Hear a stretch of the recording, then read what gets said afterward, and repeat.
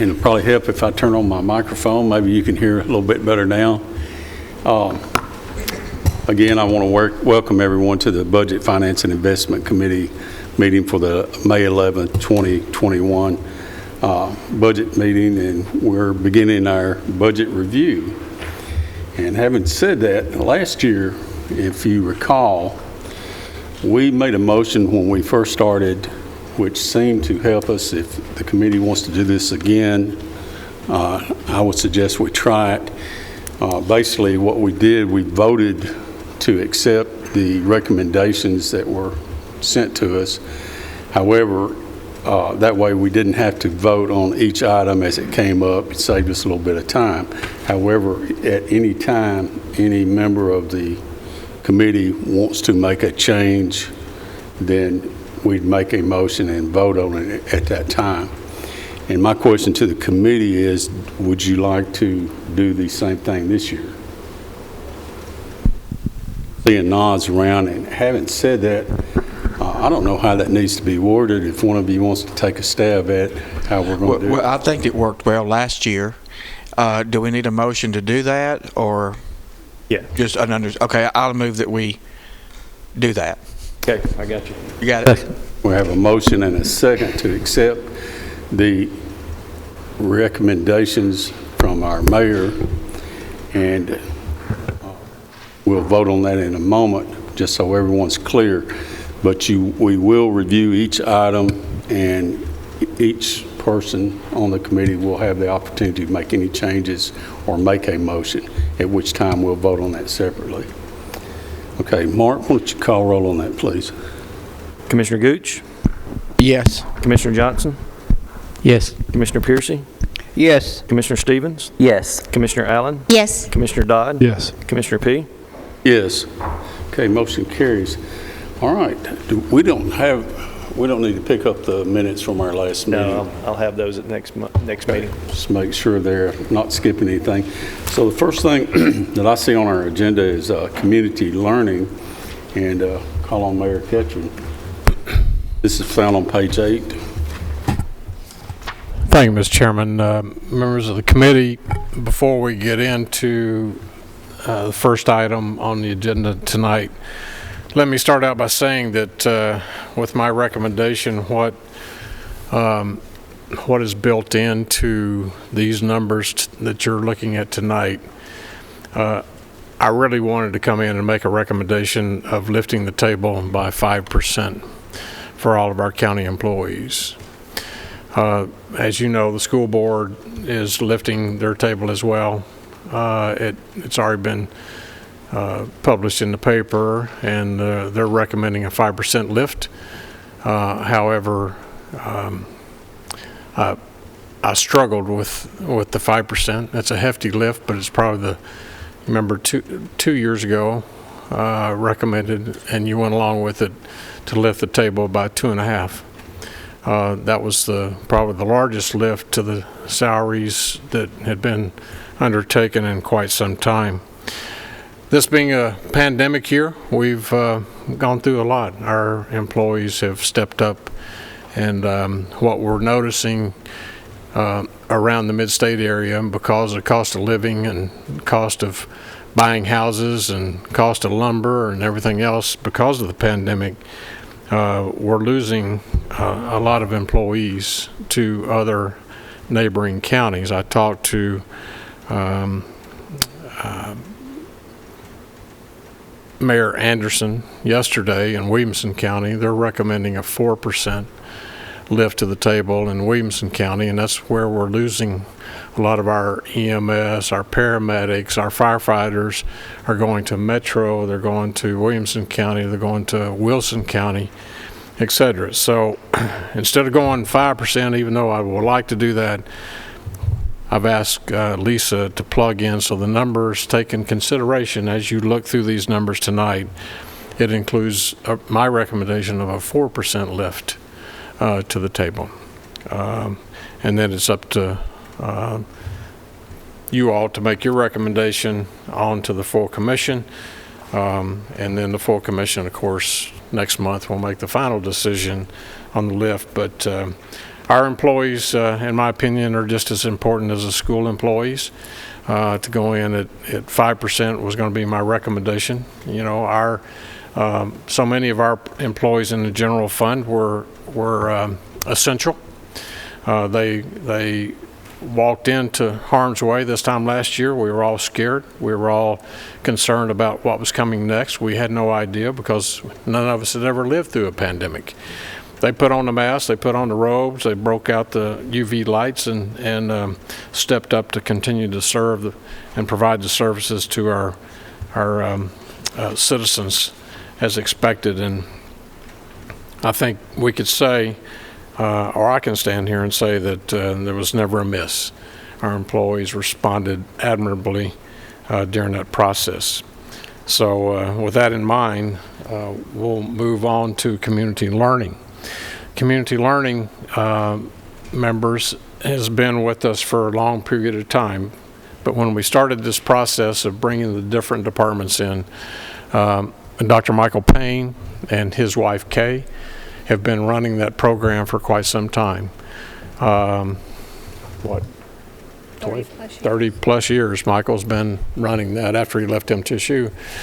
And I've known him about 40, and he's done a good job with the segment of the population for our students in community learning, but he had some real health issues this past year with his shoulder surgery, was out a lot, so there was only maybe 2 working with the students, and so he came in and tendered his resignation and said that he was resigning. Both he and Kay were going to retire.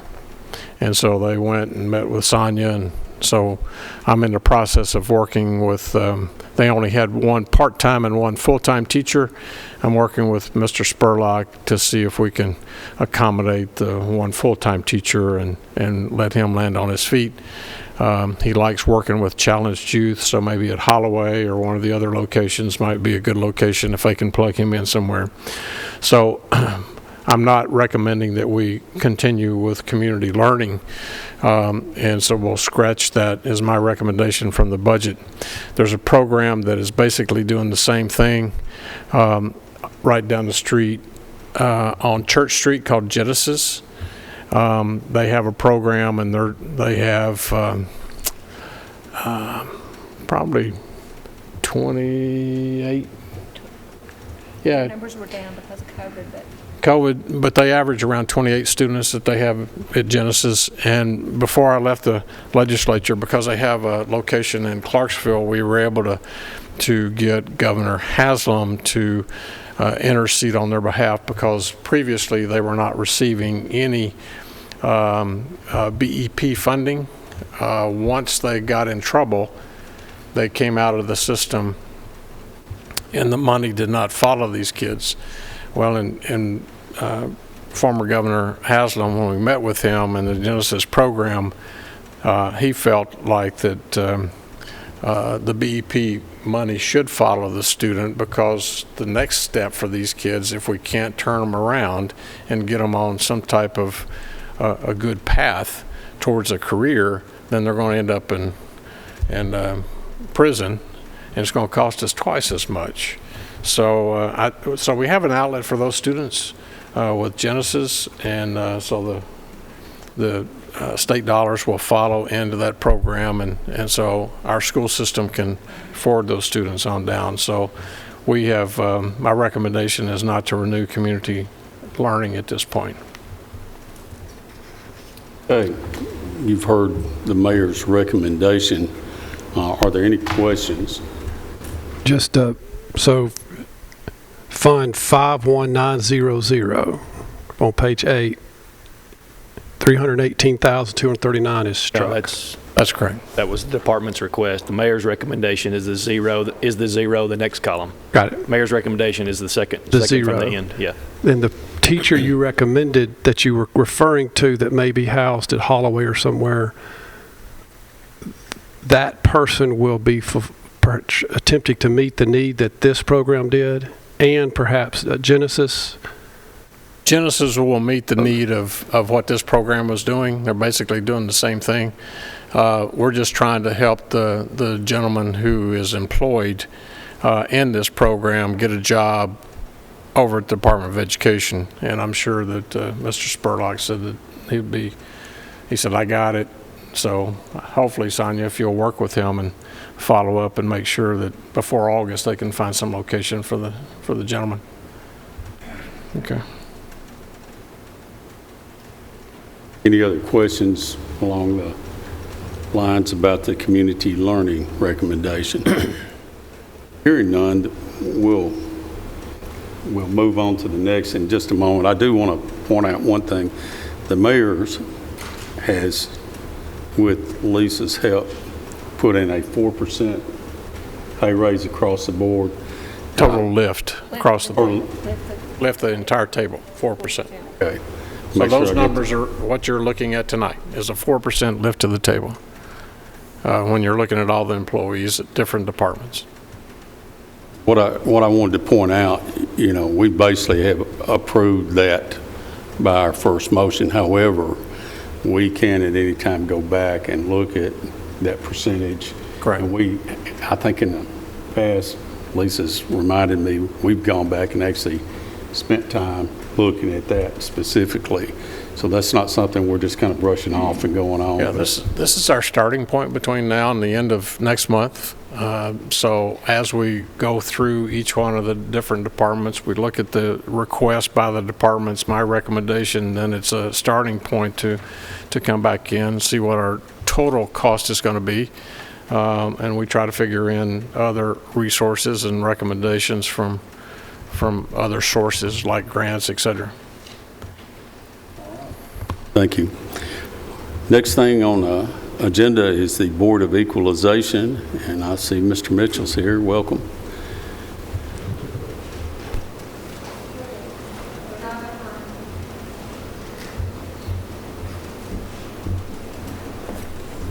Can't get anybody to come up here with me. It's on page 1. There we go. Tab 2, page 1. That's 51,210. My request was for 52,340. This was in preparation for our anticipated appeals that will be coming up with reappraisal next year in 2022. Mayor's recommendation. My recommendation, Mr. Chairman, members, is 47,340. And I have no problem with the mayor's recommendation. It was next question up, so thank you for answering that. Do we have any questions from the committee? Commissioner Allen. The board member fees are increasing significantly from a budgeted $9,000 up to $24,000. Can you tell us why that is? On a reappraisal year, they can go beyond 2 weeks, and that was just basing. If it doesn't go beyond 2 weeks, which I hope that it doesn't, that would leave the money in there for it. So we were planning, I budgeted for if it lasted for 4 weeks, if it extended longer. That's why we increased it that amount. So this is a reappraisal year? Yes, ma'am. Okay. And then, so then consultants also, you've got to increase from $12,000 to $20,000? Right. What's that for? That's for an attorney that we hire that consults with us on complex cases when we have to go to appeal at the state board. He represents us up there. So far, he's been very successful. And if we don't need him, we don't spend it. Any other questions from our committee members? Motion to approve it. Well, we're not going to take a motion on this unless you want to make a change or disagree with the mayor's recommendation. So if we're No good problem. with that. Okay, are there any questions for Rob or for the mayor on this? Hearing none, we're going to add this to our acceptance column and move on to the next one, which is, again, Rob, property assessor, and this is on page 11. And I think we've got It's on page 11, and then I gave everyone changes. I highlighted the areas that were changed. Tab 2, page 11. Okay, Mr. Mitchell? I had a typo on the 205. insurance 205. Should be 141,980, not 41,980. And then the other change was in the reappraisal data processing services to 295,150. That added just appraise. That one was left out. And then pictometry, there was a change in the amount that we had for it. That's what made the change for it. So that brought the mayor's recommendation on assessor to $1,236,070, reappraisal to $1,864,286.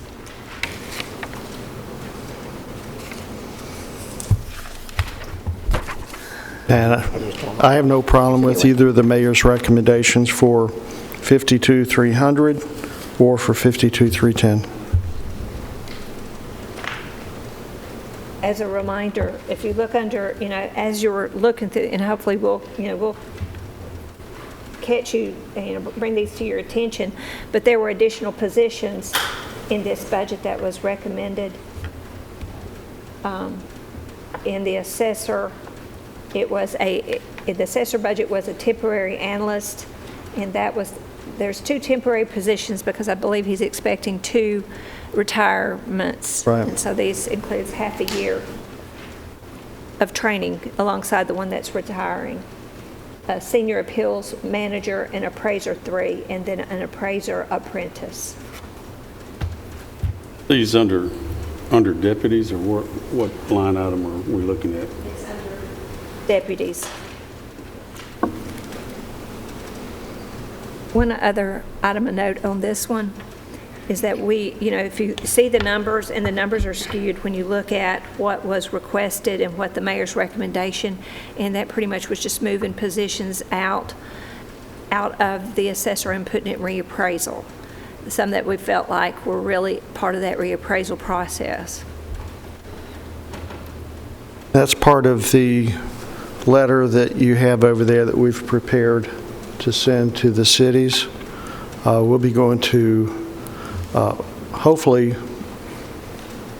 a unified budget where there's just one budget, and we will be requesting that the cities reimburse us their portion on an annual basis, because it helps us as a county with our budget if we know that a third of whatever the cost is going to be reimbursed. They don't have to sit there and account for it and hold it for 4 years and wait for Lisa to send it to. So it's a much cleaner process for us. It works out, I think most people believe, better. It makes us more of a partner with the cities.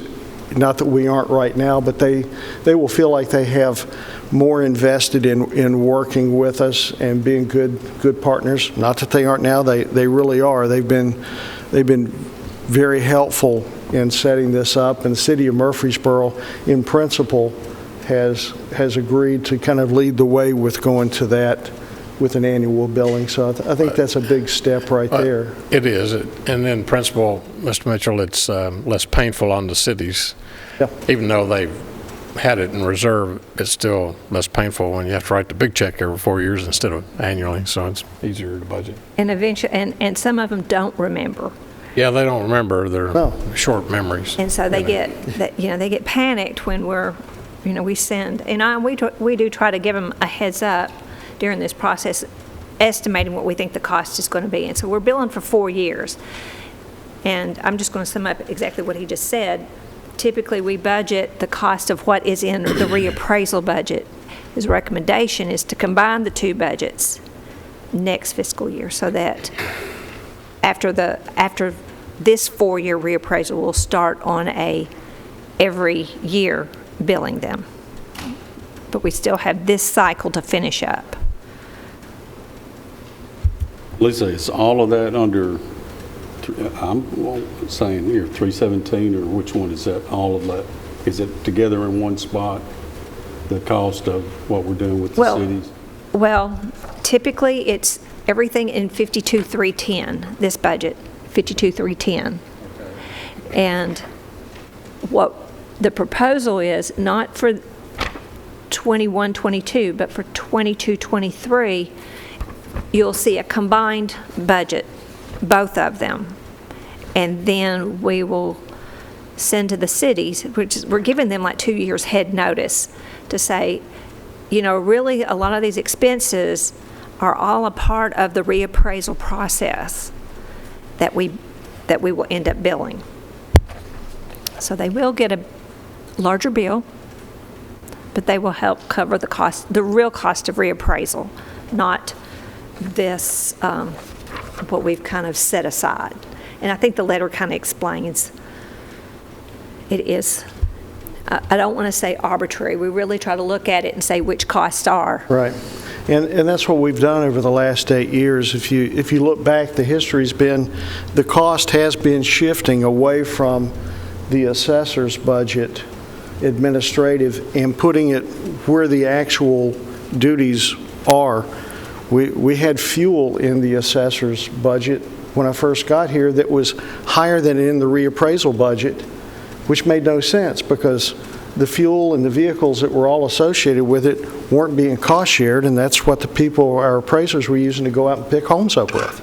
So we've slowly, incrementally been shifting it over. A couple of employees, administrative functions that are actually a reappraisal function over the last 8 years, so that the city's got used to seeing incrementally a higher bill, so that when we did decide to combine everything, it wasn't going to be as big a shock to their system and surprise them. Because we don't want to surprise anybody with anything. Okay. One more question. Not for Rob. Lisa, in these numbers that we're giving the members tonight, is that 3.6 increase on benefits? Is that reflected in this? Are you talking about the health? Health, yes, ma'am. Yes. Okay. Yes, we plugged in what rates that was approved by insurance. Okay. That's for all of them. So Thursday night, you'll see when all the departments came before us, we had plugged in 9%? 10%. 10%. For half a year. And so she's readjusted those numbers and we brought those down. So what you'll see Thursday night is the recommendation rate of 3.6%. In total. It's kind of in total. And I'm just going to tell you, how we budget the insurance is where they are today, the plans they pick today, and then I just move that over and say that's the plan they'll pick next time, because you really don't know what they're going to pick. They all have life changes and people leave and come back and pick other choices. So all it is where they are today on the rates we know today. The next half is whatever the rates the insurance recommended for that plan, And if you remember, we firm it up in January after everybody's picked, and we make all those insurance adjustments then with our pooled amount that we have set aside. But you're looking at a 3.6% increase over last year. That's on rates overall. Total. Yes. Okay. All right. Are there any questions from the committee on actually these two lines, the property assessor line items and also the reappraisal line items? Hearing none, we'll go ahead to the next item. Bob, unless you've got something else you want to say to us? That's it, great. Thank you for the evening. Thank you, I appreciate it, and I'll see you at the ham breakfast.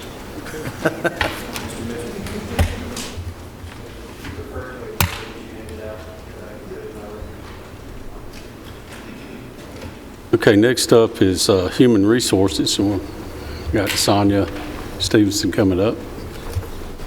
Welcome. Where's your big book? Yeah, I'm not bringing that big book up here. And that's on page 2, 51,310.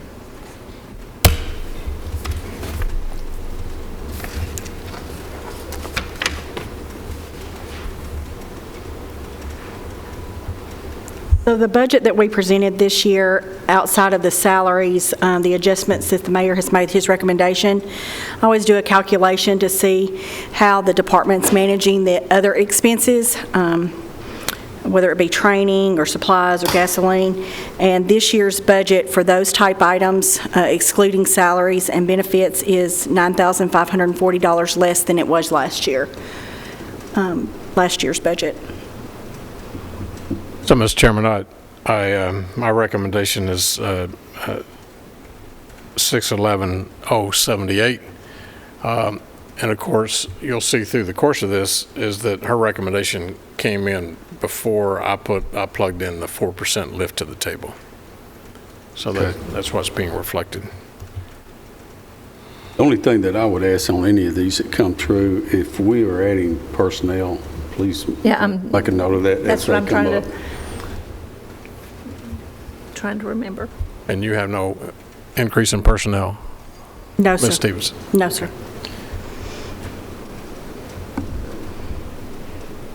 We've actually got a decrease in our costs.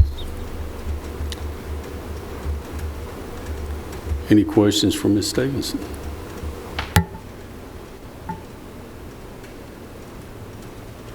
Hearing none, we'll look at our next item and add this one to ones that we have basically added to our consent agenda, I might say. Okay. Thank you. Next is our county attorney, Nick, if you're, He's on the same page there, on the bottom, starting out.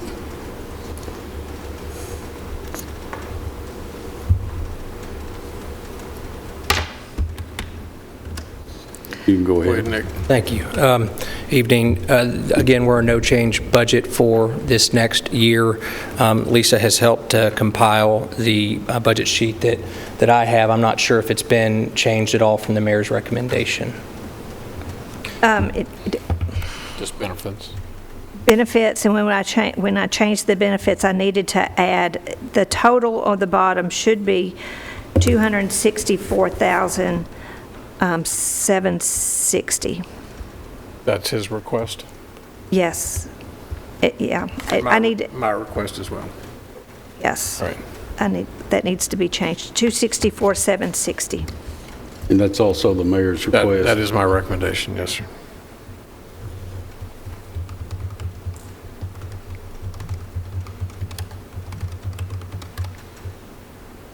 Don't see anything that jumps out at me right offhand.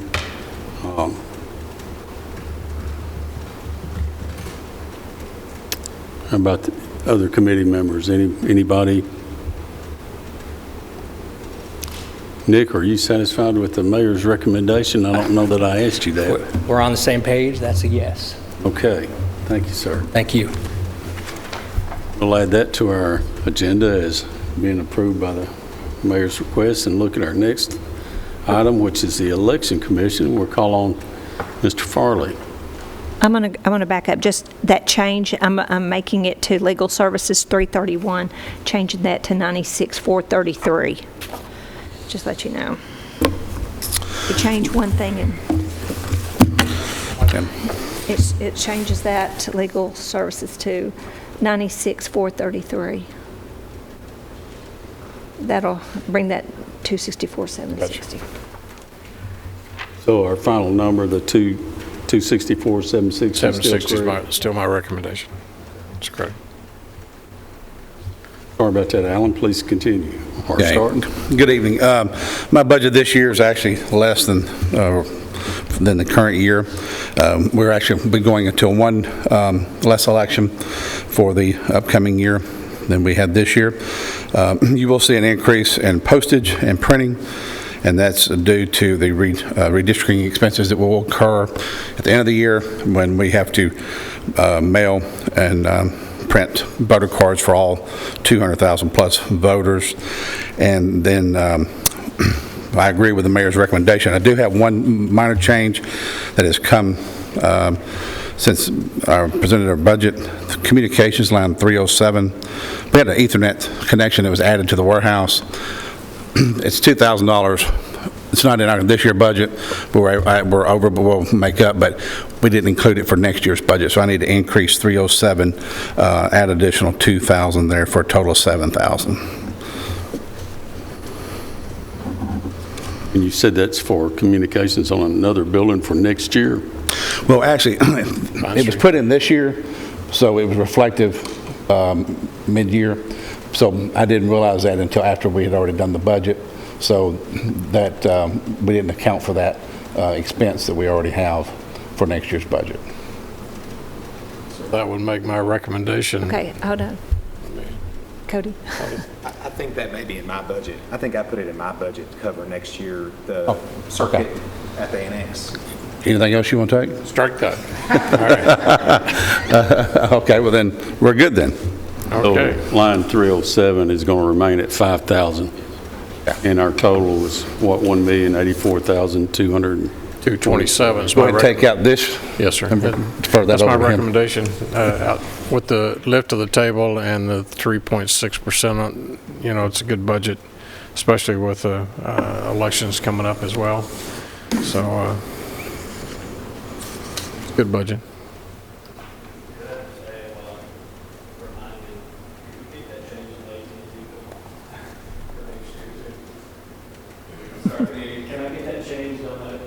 Can I get that changed on the AT&T bill for next year so it flows to the right department also? We're working on all that. Okay, good deal. That didn't get picked up, I'm sure, by the mics, but basically we're changing the billing going to our IT department versus Mr. Farley's, the election commission. Are there any questions for Mr. Farley or the mayor on this budget? Thank you. Thank you. We'll add that one also to our agenda. Next is the planning and engineering groups, and I guess, Doug, I've got your name down first, so Mike, welcome to. We're a duet act, so. Good evening, Commissioners. The biggest change you'll see in our budget this year is an additional position, another engineer in our department. Of course, the workload that we have, the amount of construction drawings and things that are being submitted for our office's review, we're to the point where, and have been to the point for quite some time, that we just need another engineer on staff to help with a lot of those reviews. So that's the largest change that you will see in our budget.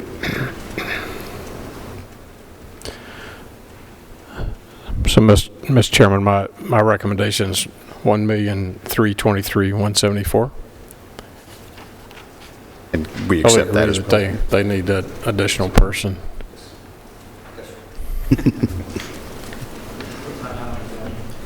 That would be in assistance. Assistance 103. 103. Mm-hmm. Yeah. And that's an engineer just right out of school, just beginning his career. So not a high ticket item, but still healthy. Yes.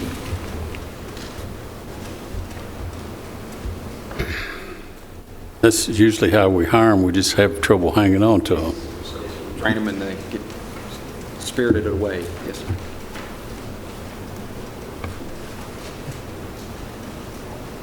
Doug, one thing I want to ask, and we kind of touched on this the other day, and let's see where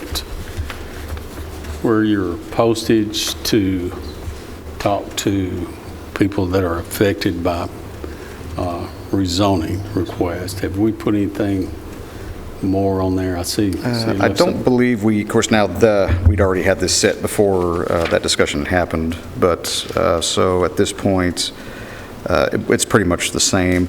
Now, I will say that in the time that we brought this up last week, Commissioner P., I've talked to several jurisdictions, and we'll present a report on that at the next Public Works Committee as far as the, well, I guess that was that budget where you asked me about that, I'm sorry, but how we do our notices compared to how other counties and other municipalities do it, and I'll also have a report about estimated costs as well. Okay, we'll have a chance to look. Basically, what we're saying is right now, anybody within 500 feet of a property that's up for reappraisal is notified by our planning department. by mail. If you're outside that, I get complaints occasionally, somebody will be outside that and, they hadn't heard about it or they'd have been at the hearing. So I was asking what it would cost us to expand that. And so he's going to look at it. This is something we can revisit at a later time if we do want to, Commissioner. I was just going to say, I get a lot of complaints too about that. Yeah, I think most of us do. So. Commissioner, I just wanted to clarify one thing. On line 308, consultants, the 120,000, is that for the comprehensive plan? Yes, ma'am. Sure is.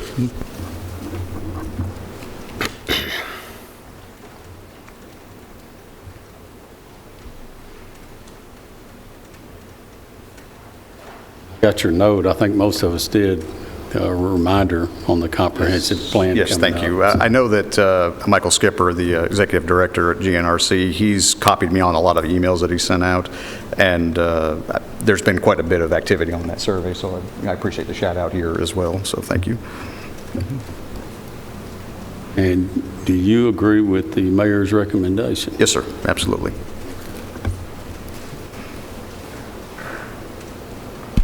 What's the bottom line now?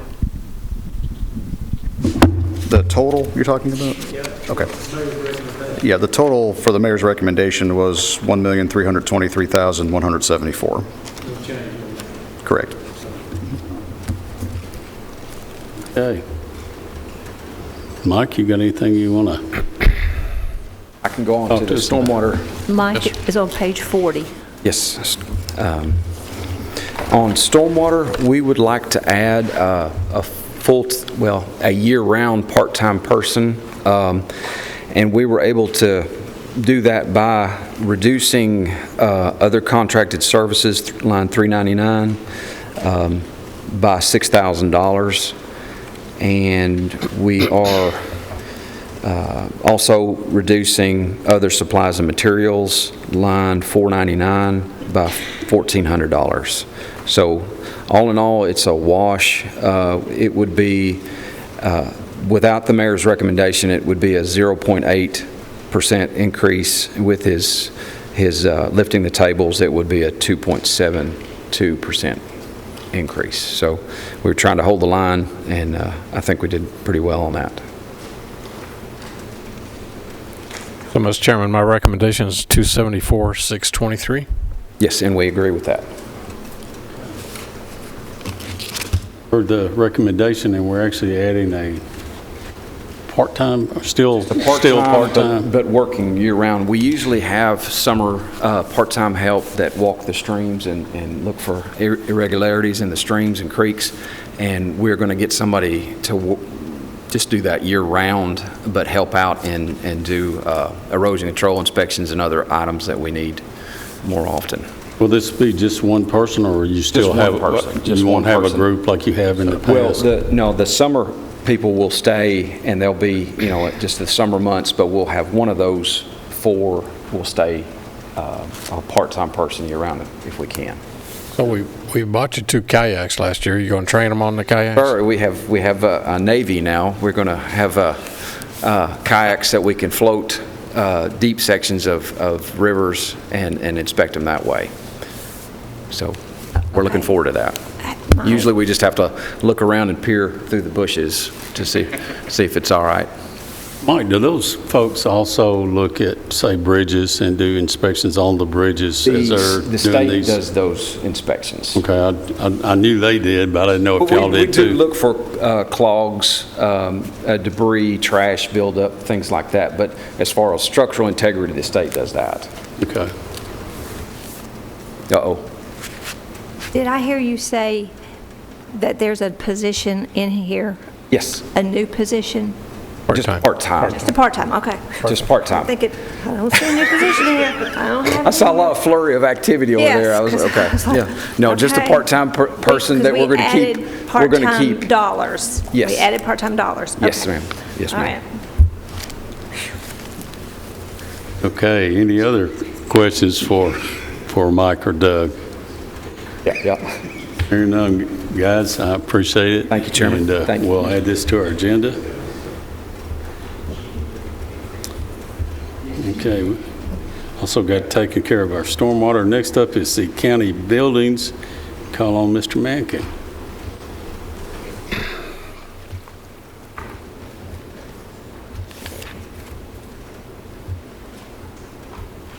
That's on page 7 and 8.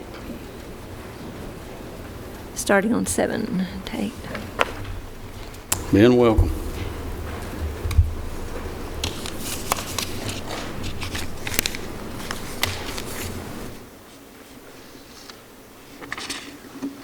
Go ahead. Okay, I'd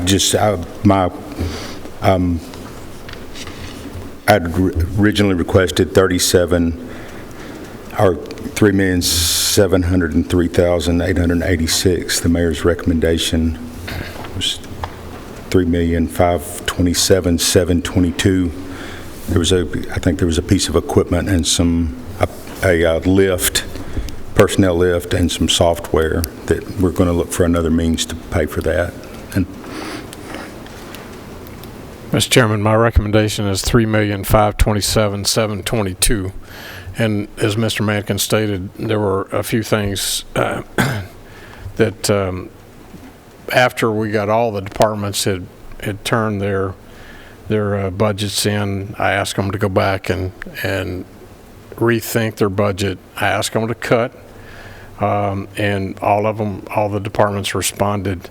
And things that, knowing that we were getting an additional grant that would be coming in, which now the General Assembly has signed it died, we won't get as much as what we got last year, but we're getting half of that.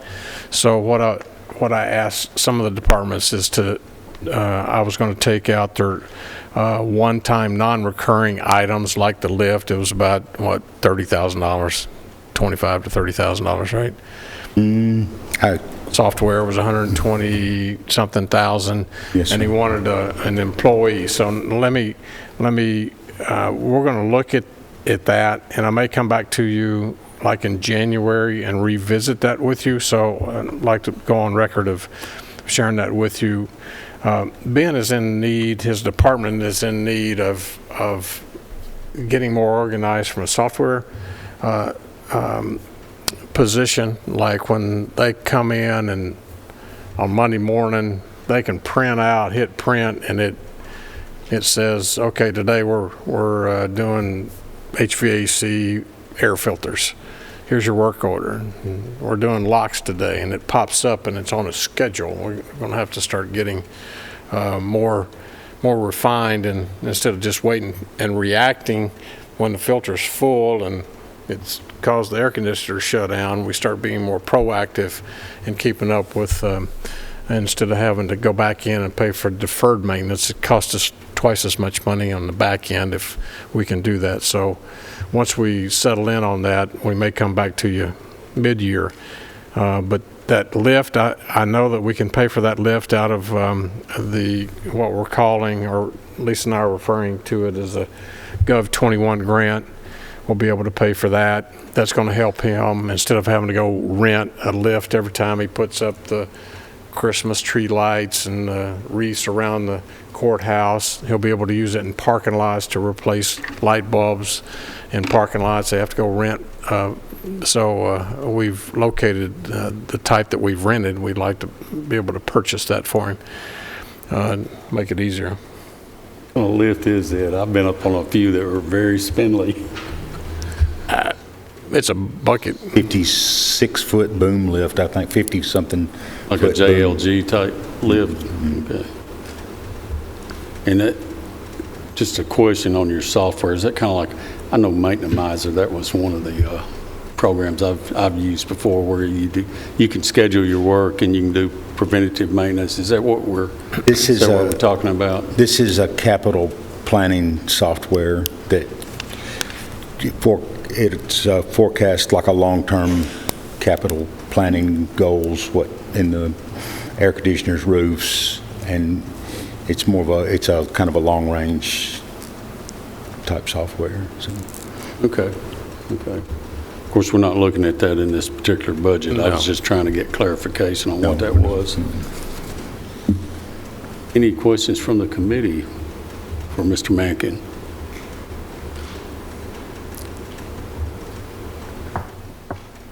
I have asked you, or you may have already stated that, do you agree with the mayor's recommendation? Yes, sir, I agree with the mayor's recommendation. Any questions from the committee? If not, we're going to add this to our agenda and move on down the line. Thank you, Ben. All right, next is archives. Don here, yeah.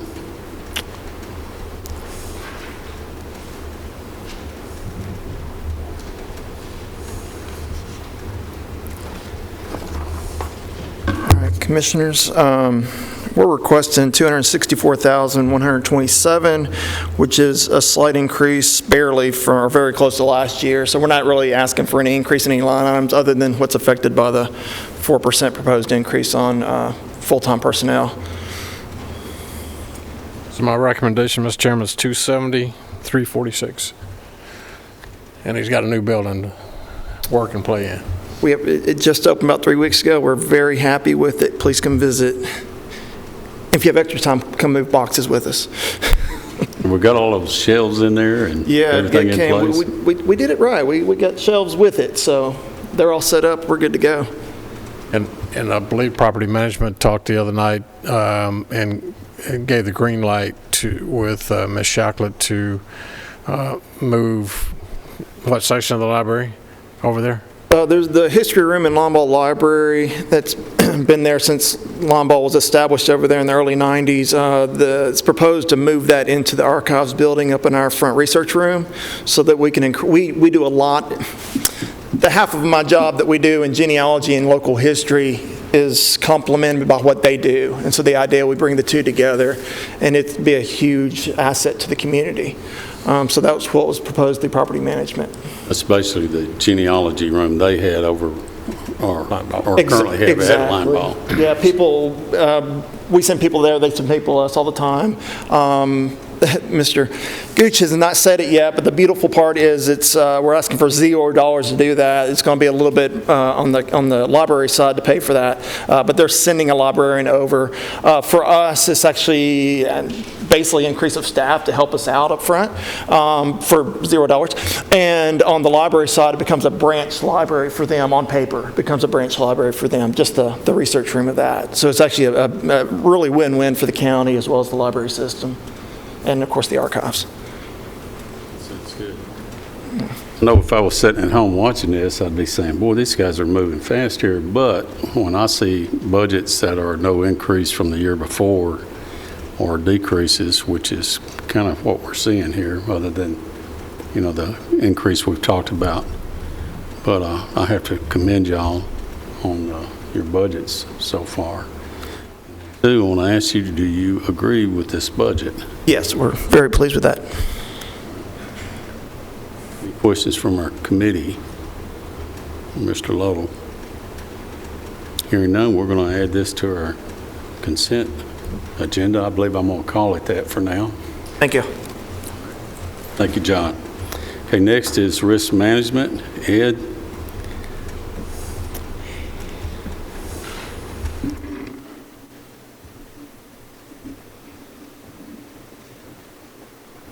Welcome. Evening. Evening. So, instead of going by this line item at a time, I'll point out a couple of things on here. When you look at 51,920 under 189, you'll see other salary and wages. The increase there is Dan Good has come to me and says that he's retiring in December. So in my discussions with Mayor Ketron, he said that he felt like because of the position that we should look at putting someone in there. The way we arrived at that amount was for the new person at a full year, and then that would pay out Dan for 6 months and what time he has on annual time. So that's how you see the increase there from the 64 to the 99. That would be a position for half a year for the new safety person. It'll take a little while to ramp somebody up. I mean, you just don't, and it's hard to find somebody that knows OSHA and regulations. It's quite complicated. So to bring somebody in shadow, it's my recommendation with Mr. Elam. And hopefully we'll get the right person with the first time, but if we don't get the right person, the right fit, then, we'll put it back out again. But that was just in our discussions, that what we came up with. I'm looking down on the rest of it. Data processing, it's still the same. What I will mention to you, again, I want to compliment the commission and the budget committee because we put in a ticketing system, and just to give you, a success. In the ticketing system, that system now is probably going to hold us back on adding personnel. And the reason for that is it is so much more efficient than trying to talk to somebody on the phone for 30 minutes and whatever. When you can email back and forth, you keep up with it. So those are the licenses for the ticketing system. And I will just tell you, in the last 12 months, we've done over 5,492 tickets. And a ticket, so you understand, is it comes in, it's just an email, it may be a phone call where someone left a message, it creates the ticket, and then every time there's communication with that person, it is added to the ticket. So when you look at 5,492 tickets, that's just the initial contact. So under the data processing services, that's just the licenses. The next thing, moving down, you'll see that there's an increase in postal charges. That's with the anticipation with the changes that we have in the benefits this year. And the benefits plan is to increase that. I know that's not a large number, but we're hoping we can pull from other resources. I feel like there's some money, other resources with Cigna and with Mercer to help us out on postage. So, and my discussion with them, I think that will be adequate for communicating that plan, that changes. And I will point out where you see under 355 where it says travel, I will let you know we did not travel this year. All of that is training in trying to prepare ourselves for this coming year and the plan changes in communications and stuff. So we did all of that inside the office. We didn't go to any motels or things like that. There's no travel money in that. And then as we move down to 502 and 506, you see your insurance. Those are our best numbers at this time. Unfortunately, we're seeing a big increase in insurance. The building insurance is because of we're at $1.5 something billion in assets for the county. And that increases, so we're having to try to keep up with inflation. You got Plainview coming online in August. And yes, and we have Plainview and a couple of more. We've reached out to Trey Lee trying to get an update of the ones that are going to be added to this. So we've tried to get that number as close as we possibly can. But 2 hours, at 2 o'clock prior to coming to budget, we were told that APIP is not going to renew just because they're not renewing in Tennessee. So now I'm sorry, I didn't hear that. They're not going to renew because of what? Because they're not writing business in Tennessee. They've pulled their... Oh, okay. They've pulled it. And APIP is a very unique company because anything that's added within that year, you don't have to pay an additional premium. And then up to, per incident, was $25 million, if I'm not mistaken. So like adding Plainview, we could add them in July, and then it would not increase the premium until July of next year. Well, that's out. That program's gone away. APIP, we haven't found anybody else that does it. I've talked to Mayor Ketron. It was a great program, and that may be why they're not writing it anymore. It's too great. It was just too rich. That's what I'm hearing. So now we're back out looking for someone else, but we feel like that we're pretty close on these numbers. And of course the liability insurance claims, all I can say is claims cause your liability insurance to go up. And that's it, I believe. So, Mr. Chairman, my recommendation on Mr. Elam's budget is $1,375,807, which I think he held the line as much as possible. I mean, the insurance, the liability, the building contents were out of his control. The increase in 3.6 on benefits and the 4% lift is all figured in there, so I still think it's a pretty good budget for him. And I will comment, the difference in the department request and the mayor's request is that I turned in the insurance. You'll see that the bulk of it is there. I turned in it in February trying to get an estimate, and that's how much stuff has gone up in that period of time from then to now. And cyber, we're still not sure what that's going to be. Yeah, that's still undecided. It's extremely volatile at this point. Well, after Colonial this week getting popped, and having to pay some bitcoins, I think we'll probably see a spike. There are not that many companies that write cyber liability insurance or ransom insurance, so I think I'm nervous about that number coming Well, up. in a conversation that I've had in the past week, there was a municipality that their cyber was like $9,000, and I think they got a renewal of about $27,000. Double, more than double. It's more than double. Yeah. So, but I think we can do better than that. We can do better than that. Okay, you've heard the recommendation, and I assume, or do you agree with the mayor's recommendation, Mr. Hill? Yes, sir, I do.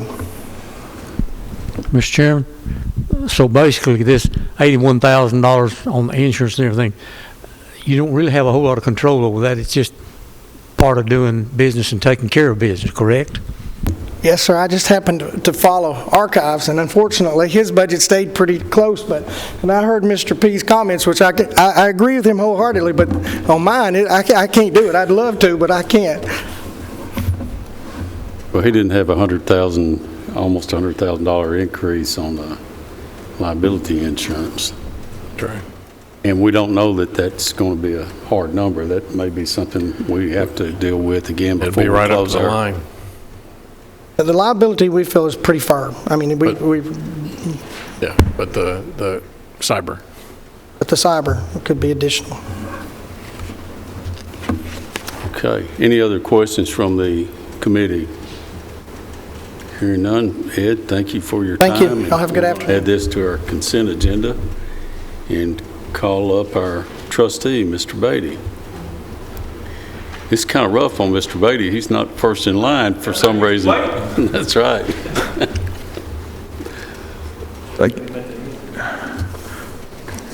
Thank you, Mark. You and former Commissioner Jordan, always my friends. Thank you very much. Really only a couple of changes. One is in our employee independent insurance, and that's just the cost of our insurance for our employees. And then the tax relief program, and that's increased a little bit. And I'll remind you, that's where we match the state tax relief program. We match $2 for one to what the state pays, up to a total match of $306 is the maximum that we'll match. But it's 2 for 1 up to that amount. And so we just have more applicants, and the amount, we anticipate the amount that the state's going to pay will increase a little bit next year, so that will increase our match. And so that's why that number has increased.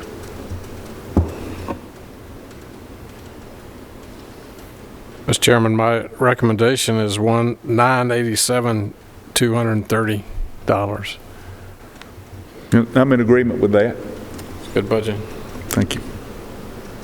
Have any comments from the committee? Okay, Ted, thank you. Well, we'll add this one to our consent agenda, and we'll call it. Thank you, sir. Thank you.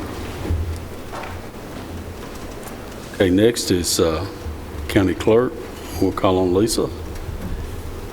Welcome.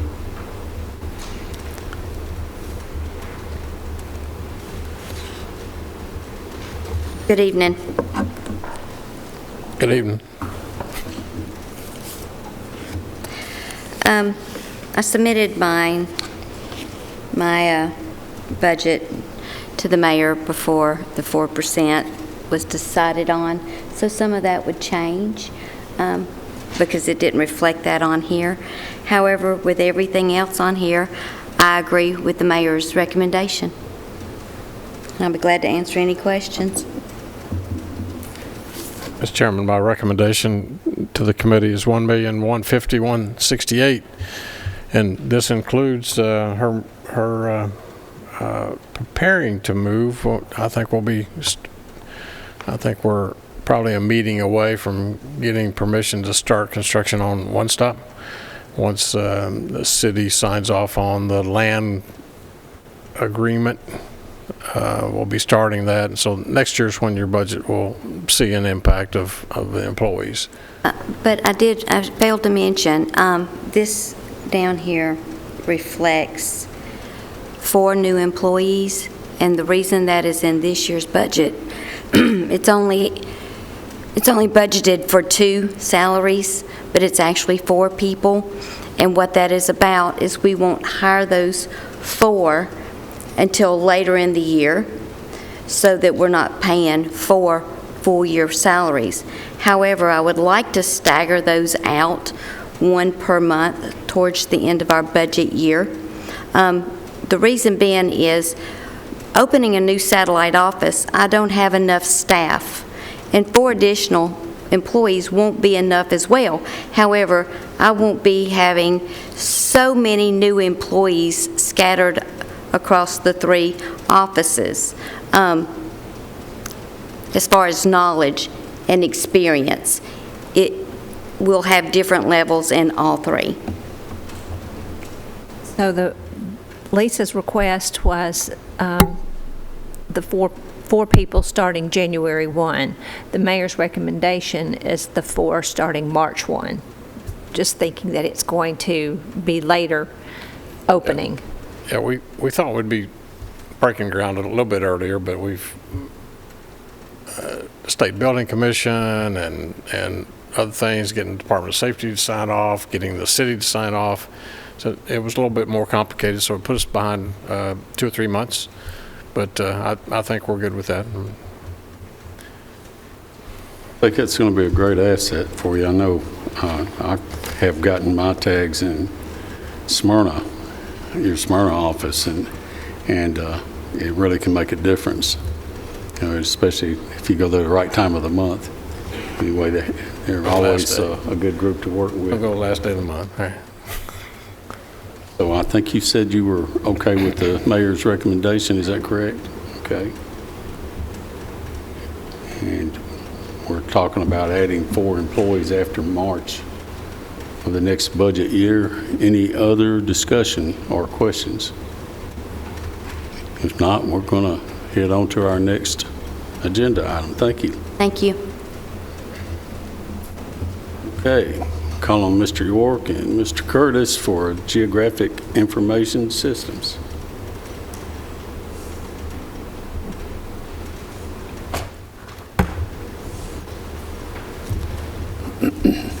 Cody? Chairman, committee, I'll remind you that I stood before you guys last year and said we were making some cuts and that we could only do that one time and that we'd have to kind of return to a normal after that round of cuts. So this budget did reflect, my budget request did reflect that somewhat of a return. And the mayor worked closely with me to come up with some additional cuts, and I'm completely in agreement to those, and we can make that work. And you asked that we'll let you know if there's an additional position. So there is in this budget an additional position for an IT project manager. We only have one right now, and we have so many projects happening around the county.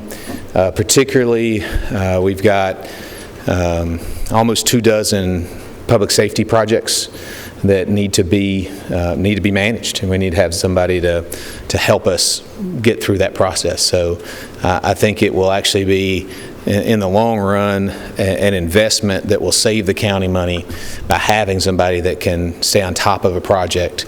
So yeah, that's our request.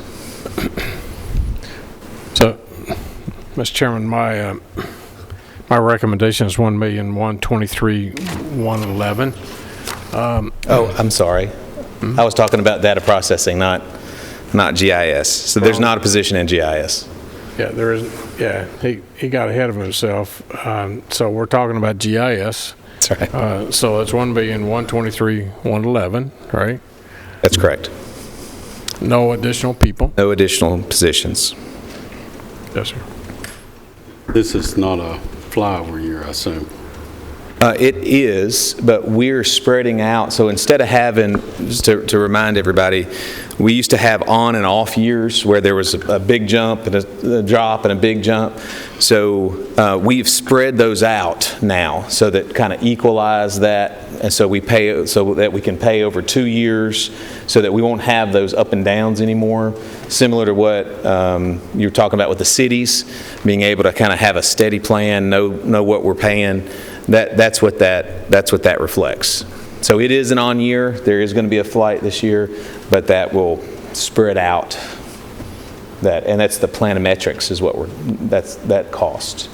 I figured Mike was getting good enough for these drones. We could let him start taking care of our flyovers for us. And that is a joke, by the way. Well, I don't know if we bought him enough drones. I think he could probably pull it off. So I think so too. I've seen his work. Okay, so since you were talking about the other budget, do you agree with the mayor's recommendation? I do. Yes, I do. $1,123,111. And where are most of these increases? I see maintenance agreements as part of it. Most of the increases from last year? Yeah. Yeah, most of it's the maintenance agreements.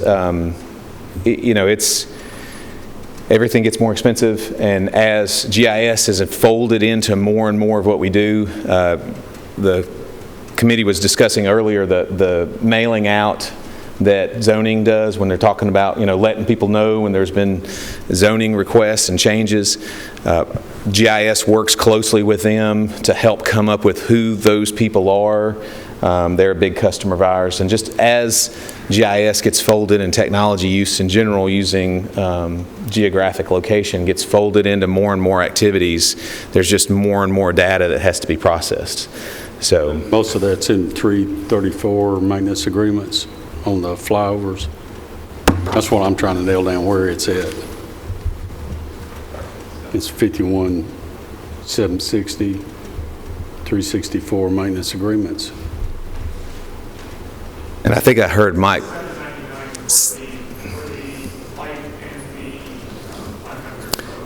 Yes, and $799. And we last year, as part of the cuts, is we cut the planimetrics. We basically worked with the customers that we have in the cities and CUD and a couple other people, and said, hey, we don't know it's COVID. We don't know what's going on.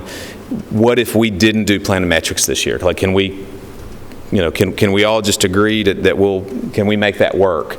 And everybody said, yeah, we understand. Nobody, it's a crazy world. Nobody knows what's going on.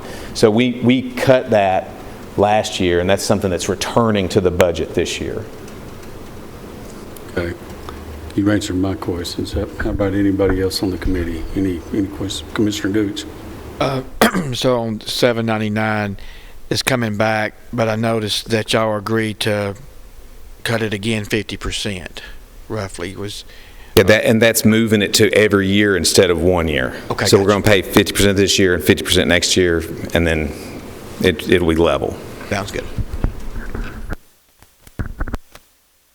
Okay, you've heard the request. Any other questions, Commissioner Allen? I just have one. On line 355, your travel, it jumped up pretty significantly from $3,000 to $18,500. What are your plans for that money? Yeah, and actually we've had conversations with the finance department trying to figure out the best way to report that. So our training is all in that one travel. So, don't think going to Las Vegas kind of thing. That's just a training piece. So again, getting our employees licensed to fly the drones. That's costly. Now, there may be some relief for that coming down the pike as some additional, the federal government's evaluating the process to get licensed to fly drones, so that may change, but that includes all of our training. There are some very in-depth as you could probably think about, GIS is a really complicated thing, so there's a lot of really precise training that we participate in, that we send our employees to. I don't participate in it, don't let me fool you, but the employees go to get that knowledge to be able to solve those problems. So our training is put into that line item. If you'll recall, I think how important GIS is. I think in coordination with the Sheriff's Department and our GIS department here, I think we located that body. Working with the Sheriff's Department, of course, Clerk was very instrumental in getting the guys just to step over a couple of squares on where they had identified, been searching for that murder victim. And they were able to do that. And also, when we had the riot here around the square last summer, they were very instrumental in keeping everybody in track. The camera on that drone was able to go in and identify the license plate on one of the Antifa folks that they were watching very closely, that was here from out of state. Yeah, and when you think of our GIS department, we're kind of the research and development arm of all the drone technology that gets deployed by the fire department, police, sheriff, law enforcement, public safety. So, we're the people, particularly with the drone piece, we're the people that go out there, test the technology, learn how do we do it, how does this work, how's the best way to implement it, and then put that in practice and train people and figure out how do we use these solutions in the real world. So we, they worked recently with the fire department to flying a drone actually is very complicated, and it's easy to lose track of where you are in relation to the world. So we worked with the fire and other public safety to apply a map, a road map overlay, so that as you fly the drone, you can actually see, oh, I'm on West Main. Oh, that's the corner of West Main and Vine. So you can see, instead of having to just look through the camera and know where you are, you can see it on the same screen. So there's those kinds of things where if a fire department sees a hot spot in a side of a building, you don't want them to have to spend 5-10 minutes trying to figure out, where am I? What side of this building am I looking at? You want to be able to very quickly say, boom, it's right there. Or if there's a body or a lost child in a field, other things that drones have helped people find. So yeah, that's kind of our job, is to learn how the new technology, and with some new regulations, FAA regulations, many of the drones that are in service now are going to have to be replaced because they have to have an electronic beacon, and that's to allow for commercial drones to know where they are, things that are flying autonomously. So, as that technology advances, GIS is, we're the people that get those things and test them and figure out, how did this work? How's it different than before? What's the pros and the cons? And so that will at some point, that was in my original request, was an additional drone that has that technology that we can begin to test and see how that is going to work. And that's something that the mayor and I identified as something that we don't have to do this year. We're going to have to do it at some point, so that we can inform public safety and others how to best use that technology. But yeah, so the drone stuff's a pretty crucial thing in our role in helping public safety.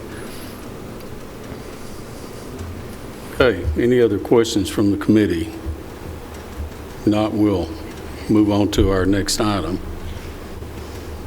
Cody, if you want to. This one is data processing, and this is, we are adding a new position, the IT project manager, and that is to help us manage the many, many projects that we have. Particularly, we've got, I think, nearly 24 in the public sector, the public safety sector.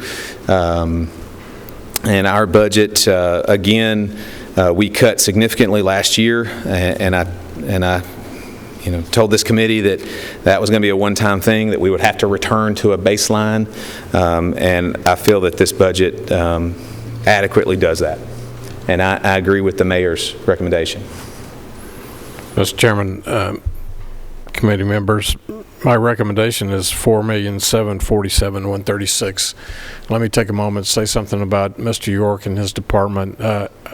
They have been phenomenal, and it's not just what Cody said a moment ago, but last year I asked him to cut. They cut almost $1 million last year. And of course I had bragging rights with the other departments that they cut that much out of their budget. But they really honed it down into what their needs were versus what their wants were. And then this year, when I challenged the departments after the initial first round, I came back and he stepped up to the challenge again and cut $250,000. You can see there from his request of $997, $431, and he cut $250 and then got it down to my recommendation to you tonight. As you heard Mr. Elam say earlier, Cody and his department have stepped up, and they're working with every department to find ways to save us money, just like it saved insurance and risk management a whole employee by implementing the software of the ticketing system, to where they don't have to have another person just answering the telephone, where everybody can if somebody's out, somebody can log on and they can see who actually what was the last comment made to that policyholder and handle it from there. So that's saved a whole person plus benefits. When we came down with COVID and it hit us, I challenged, we were having such problems with the Department of Health at the state of Tennessee. LaShann Dixon was so frustrated with many of our seniors going online and trying to get an appointment that was just unnavigable online, and people couldn't get an appointment. They were frustrated. They were calling the health department and being put on hold for 2 hours. And I challenged Cody to see if he could do something, and he did. He stepped up and implemented a phone bank over in the new judicial building, and there'll be an article coming out. Ms. McDonald, Ashley, will be putting an article out saying that they staffed over 41,000 calls right here, and actually our citizens got to talk to a real person and could get a schedule and a time that they could have the peace of mind that they could come get a shot. And my hat's off to you for you, and I think the women over in the Circuit Court Clerk's office had several volunteers just came in on the weekends when we had the Snowmageddon, whatever that week was. They were in there answering the telephones. They were able to make it in through the ice and the snow and everything else. So it was, you guys have done well. So that's my recommendation, Mr. Chairman. Okay. Let me ask a quick question. The election commission had about $2,000 you came over and very graciously picked up. So which item was that? Was that 709 data processing, or is that where I haven't seen communications maybe? I believe it's 307. It's in communications. Or 307, yeah.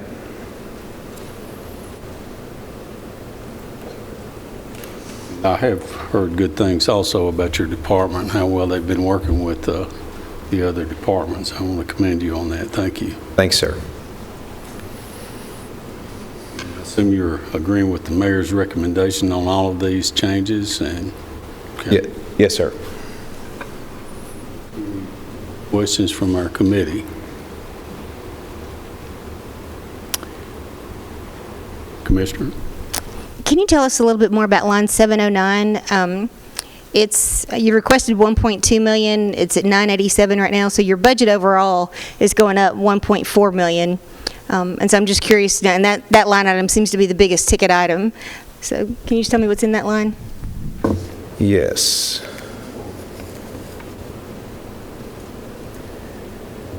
So that's data processing equipment, is that correct?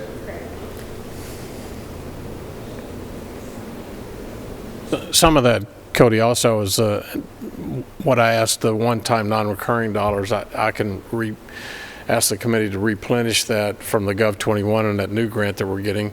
It's not all of it, but it's some of it.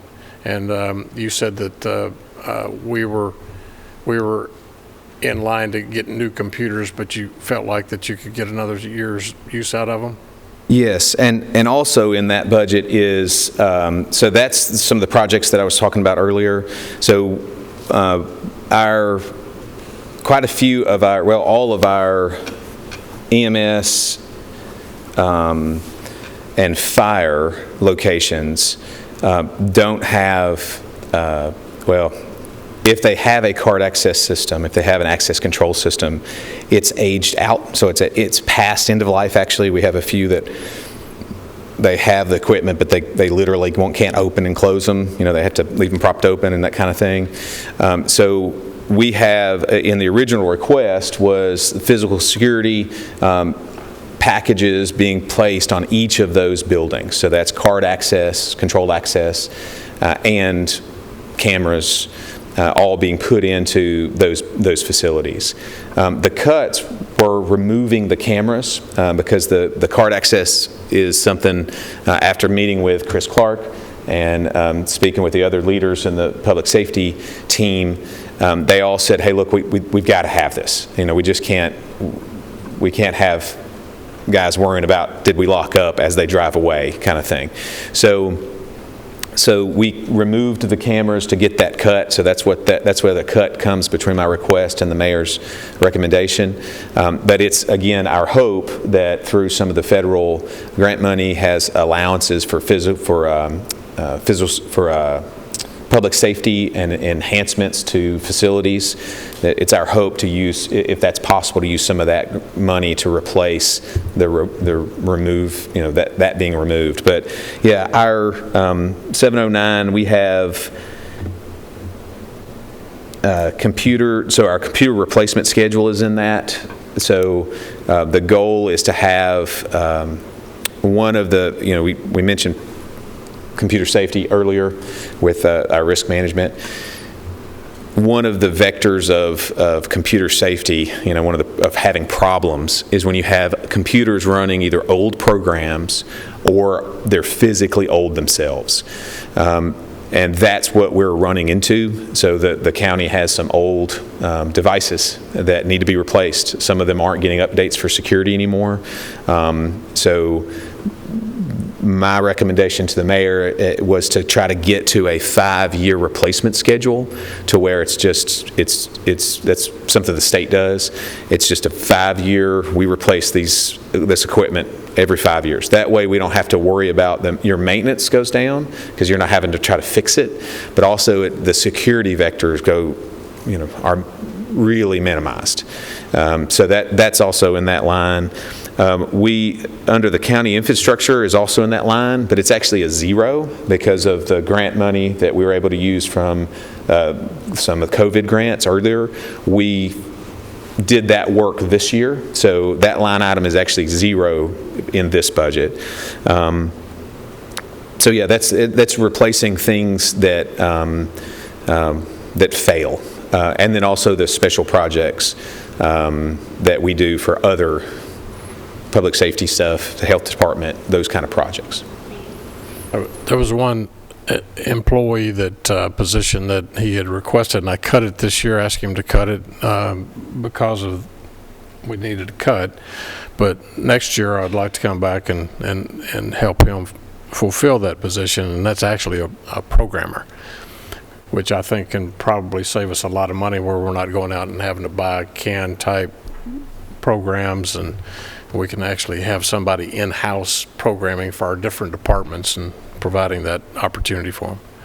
Yeah, our programming team this year was really the only reason we could respond to COVID the way we did.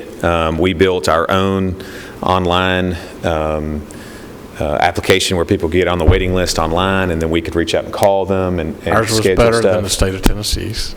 Well, I like to think so. It was.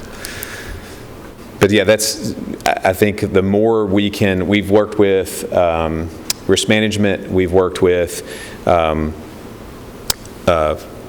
HR, and we actually have a list of applications that we have developed and support, and then also ones that are in progress. And then we have a list of future ones, including a case management system for the coroner's office. It's a big project. It would cost thousands and thousands and thousands of dollars to buy it. And as you can imagine, there's not a lot of competition for a coroner case management system. So you're very limited with who you can do business with, and they charge a lot. So that would be one of the things that we're going to try to save the county money by developing in-house instead of having to go out and pay kind of top dollar. We're aware of these software systems. They get mighty pricey at times. Commissioner Johnson. I'm not insulting your intelligence by any means, but I'm sure you have a tickler system set up on the equipment replacement over this 5-year period that this year you'll replace so many, et cetera. There won't be a major blast on the budget for this equipment. So that's a great question. So we do have a system that we monitor now. So we can actually tell how old a computer is by really just by we have a system where we can say, hey, everything that's hooked up to the network, talk to me. Like, what are you? And it will tell us, oh, I'm a Dell. I'm this version of Dell, and I was installed at this. So we can get that information. But maybe even more to your point, we actually are working with finance as the possibility of developing a inventorying system that will help them inventory, and I think the schools and everybody else that they do inventory with, that really isn't a need for us because we can do it using technology because we know where the computers are. But we have been in conversation with them about developing a ticketing, inventory tracking system. Cody, one more question, kind of public safety related. We have been in talks through public safety about adding EMS and fire stations, in which case we'd have to have quite a bit of work from your folks setting up their systems in those, whether it's 2 or 6 or none or whatever we ultimately decide on.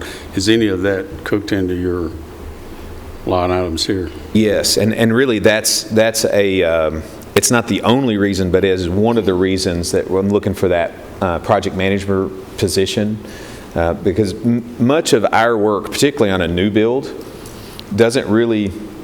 It takes our staff, but it's really working a lot with outside vendors. So it's the guys who are to come in and put the cabling in. It's figuring out where all do we need ports and what kind of, do we need 3-phase power in the MDF? And so all those are kind of decisions that are managed by a project manager. So we have the resources to help and to make those decisions. It's just having someone there to help communicate and keep track of those decisions and what are the questions we need to answer, what are the questions we need to ask, that kind of thing. So yes, that's part of that IT project manager position that I'm asking for is to help facilitate the building of those facilities, either 2 or 5. And up until this date, Cody's department's been engaged. Cody, Darren, they have been engaged with the architects, the builders, on putting all the vendors who came in, the electricians, on the new public safety buildings. So they've already been engaged. We just are. Yeah, we attend all the public building authority meetings to help and to participate in those kind of conversations and meet with engineers separate from those meetings.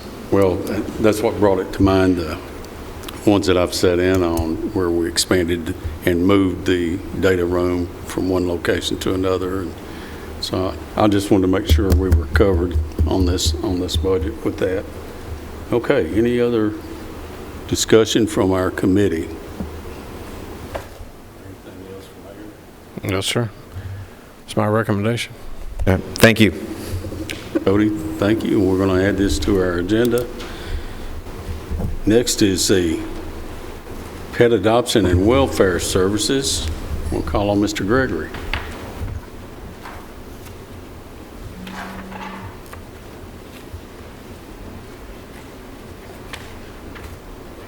Michael? You have our budget presentation in front of you. There are no new employees in this budget. It does include the things that the mayor had already mentioned, and we do agree with his recommendation. Mr. Chairman, my recommendation is $2,293,193. I will tell you, as a committee, we had put out to bid the new HVAC system for PAWS. We had two, was it Michael? We had three bidders. We took it under advisement, and the very next day, the two lowest came back and said they had forgotten some of the electrical parts of that system, so we chose, because the third one was way too high, so we chose to put it out to bid, and I believe next week we have purchasing, and so we'll be opening the new bids on the HVAC. His department and his building takes a more sophisticated type HVAC on the trying to clean the air more often. You can explain it better than I can, but you can walk in that building and there's no smell. I mean, it's just, there's no urine smell, there's no dog smell or whatever, but it's well, I'll let him answer that one. I think Sonia's here. I don't know if I can answer that or not. It's just a very specialized system in the fact that it pulls in outside air, and it's constantly running. At least the one at your house, once it gets the thermostat to a certain degree, it turns off until it gets there again. Ours is continually pulling in that fresh air, so if it goes off, you know it very quickly. And the money, members, is in the Gov 20. We already had allocated in that governor's enhancement grant, so that money's already been spoken for, so it's not included in this, but it's there. Thank you. I was looking and not seeing. That's why. No, sir. It's already pegged to spend on that. Michael, I'm assuming that you agree with the mayor's recommendation. Is that so or not? Yes, sir. That is correct. Mr. Chairman, I have a question. On line 707, the building improvements for $37,750, was that the money that was set aside for the HVAC? No, or is ma'am. that something different? For that money, we had set aside to replace a hot water heater and to start what would be a multi-year process on some of our kennel floors. We're having some cracks in there. We want to make sure we don't get any water down in there and start messing that floor up. So it was come in and start sanding and putting down new epoxy for that and doing that kind of in some stages. So that's what that was for. And it wasn't until the General Assembly adjourned last week, but I was waiting to see if the money was in there for the Gov 21. So I may come back. How much is that hot water heater? $70,000? The hot water heater, I believe, was around $7,500. $7,500. And then the remaining portion there, 31 and some change, was to do 2 or 3 rooms, and it was kind of the first of kind of a 2 to 3 year project. Okay. And when I had presented originally to the mayor back in February, I believe it was, I had actually put on that, if we were to get that grant, that could be money that could be pulled out as a one-time expenditure. We may be able to pull that out now that we have been assured we're getting that money.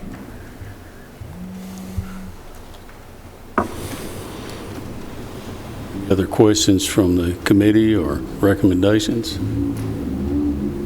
Hearing none, Michael, we're going to add your request to our agenda. Thank you all. Next is County Commission. Mayor or Lisa? Solid waste. Solid waste. Oh, Mike was getting her sit back down. You can't let him do that. Okay. Tab 3 and 4. Got a budget amendment. You want to do that first?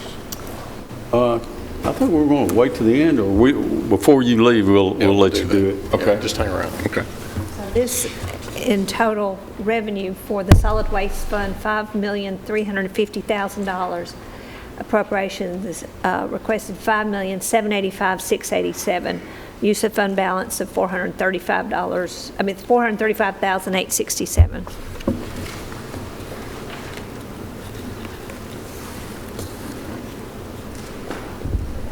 Tab 4 starts the appropriations request. So, Mac, Start tab 4. Tab 4, you ready? You ready? Tab 4. Solid waste, solid waste. Sanitation education. Sanitation education, you'll see that there's zero recommendation, that the entire budget's moved to the workhouse. That's where the litter crew and the education lives, and they're the ones that's doing all the pickups. That's the reason that's been moved over there. There were 2 full-time positions in there. One of the full-time is moved to the workhouse. The other position is moved into convenience centers that will be utilized to do a different function. That position is a move to a mechanic 1 position. Some of you may be aware, may remember that we had a bid for servicing our trucks, and the 150-hour service, which is a grease job and a DOT inspection, and then a 300-hour service is the 150 plus the filter and fluid change. It went from, the 150 was $81 per service, went to $300. The 300-hour service was somewhere around $270, went to $600. So by making this move, take this guy's salary, loaded up salary, plus the grease that it takes and the time that it takes to do that 300-hour service that we're paying for today, costs us $74. And then you take the 300-hour service that we're paying $600 for, and you buy all the parts and the fluids and the filters and pay him for the 3 hours that it takes to do it. Instead of $600, we're it's costing us $271. So if this plan works the way we have planned, we'll save $74,000.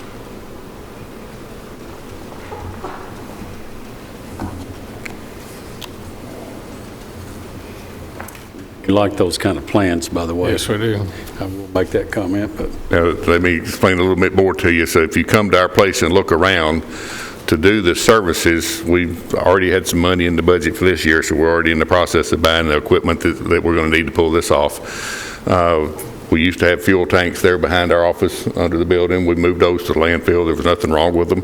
So we brought one of those diesel fuel tanks back with the self-containment, and that's going to be where we put the used oil. It's a 1,000-gallon tank.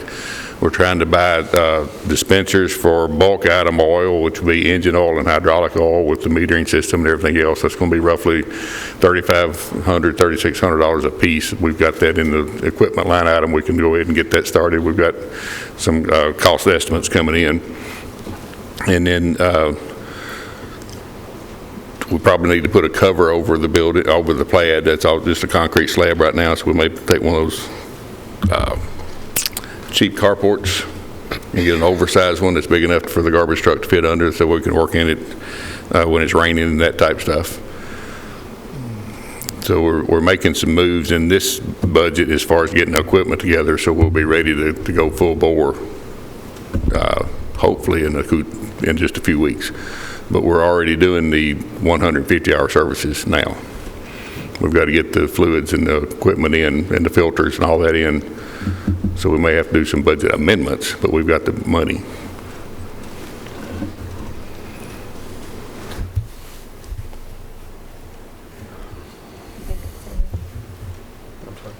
Just time to go to the convenience center. Yeah, convenience centers. That was convenience centers. Oh, well then my recommendation on convenience centers is $3,898,907.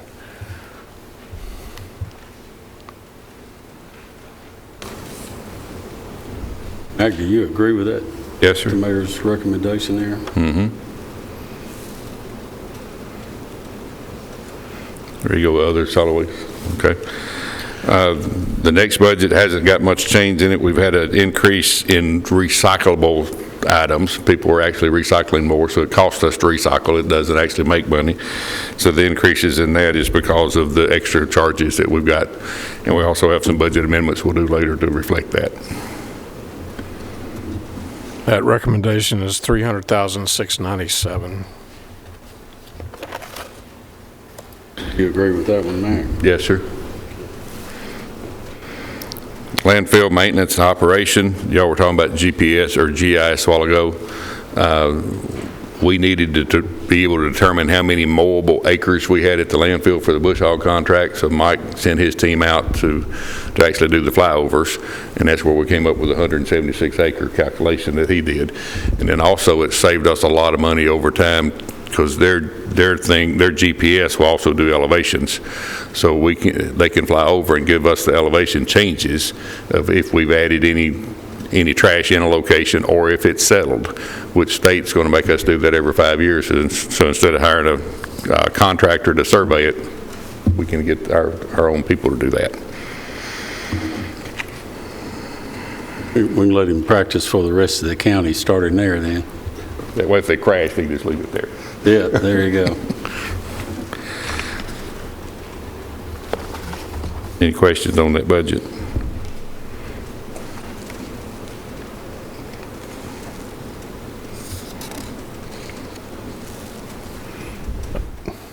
I think I'd stated $300,679 on the other waste collection or landfill operation.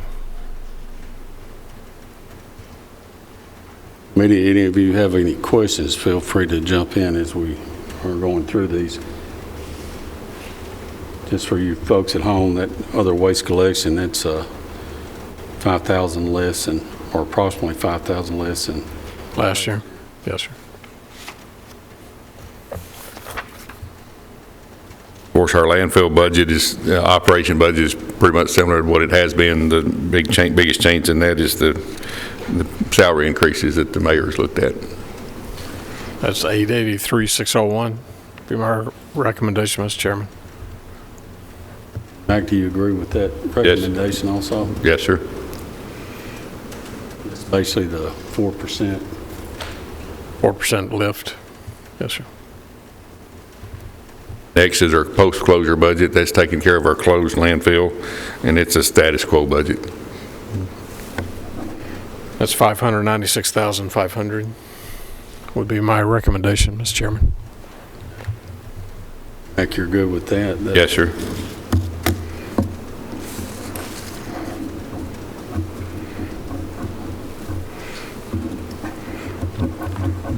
Now, just to remind each of you, we're looking at doing some different things with our convenience centers as far as hours of operations and changing them. This budget does not have those costs in there. We will wait till we get the bids, and then we'll go with a fund balance and looking for the money then. You think you'll have that during this cycle? If we do, it'll be late in the year. I was talking to one commissioner earlier today, and I told him it's probably closer to 2 years before we actually have a new one opened. By the time we do the permitting process and all the bidding process. And right now, with the cost of building materials, it's not really the prime time to build something new. This is true. Of course, at our landfill, we're still experiencing some leachate outbreaks, and that's what our budget amendment is going to deal with. So that could change until we get those things solved. But we do have a plan.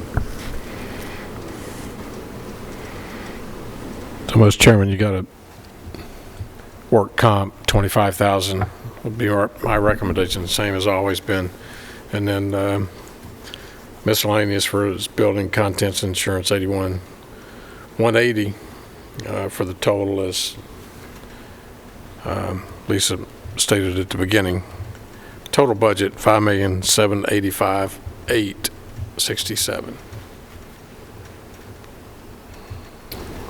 And Mac, I'll ask you again, are you okay with the mayor's recommendation? Yes, sir. Basically,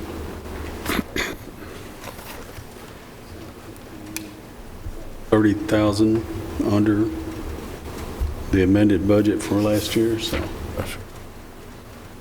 Mr. Chairman, back on tab 3, is it my assumption that that deficit there will be covered in the ending fund balance? Yes, and if you look at that, there's sufficient fund balance in that fund. What's that percent?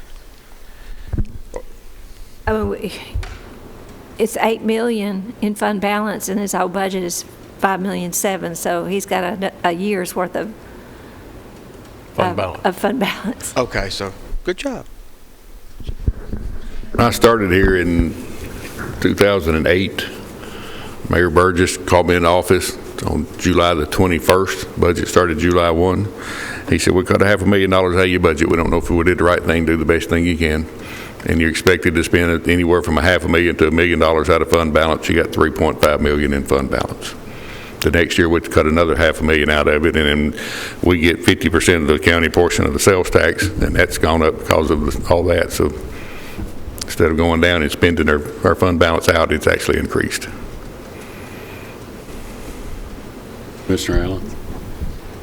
Mac, you had a PIO position that we reallocated to the mayor's office, and the intent was originally that you were going to share her. And I know COVID disrupted everybody's plans this year. So do you have a need for that position? Because I'm assuming that need is still going unmet.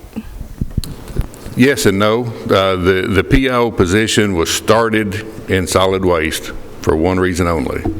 We had an unfilled position and nobody else had one. And solid waste needed to do advertising because Dr. Greenwood's classes looked at us and said you need to be loud and proud instead of quiet and meek. So we started with interns and then went to public media specialist. When the mayor got elected, I sat down with him and explained to him what we have and why we have it. And it's intended to go countywide is where the intention, so that's where we went with it. We had an intern that helped us do the annual progress report. There wasn't a lot of, you couldn't go out and educate in schools. They weren't letting people in. So Ashley did a really good job of getting with some companies that could do some education online and working with TDOT to cover that budget.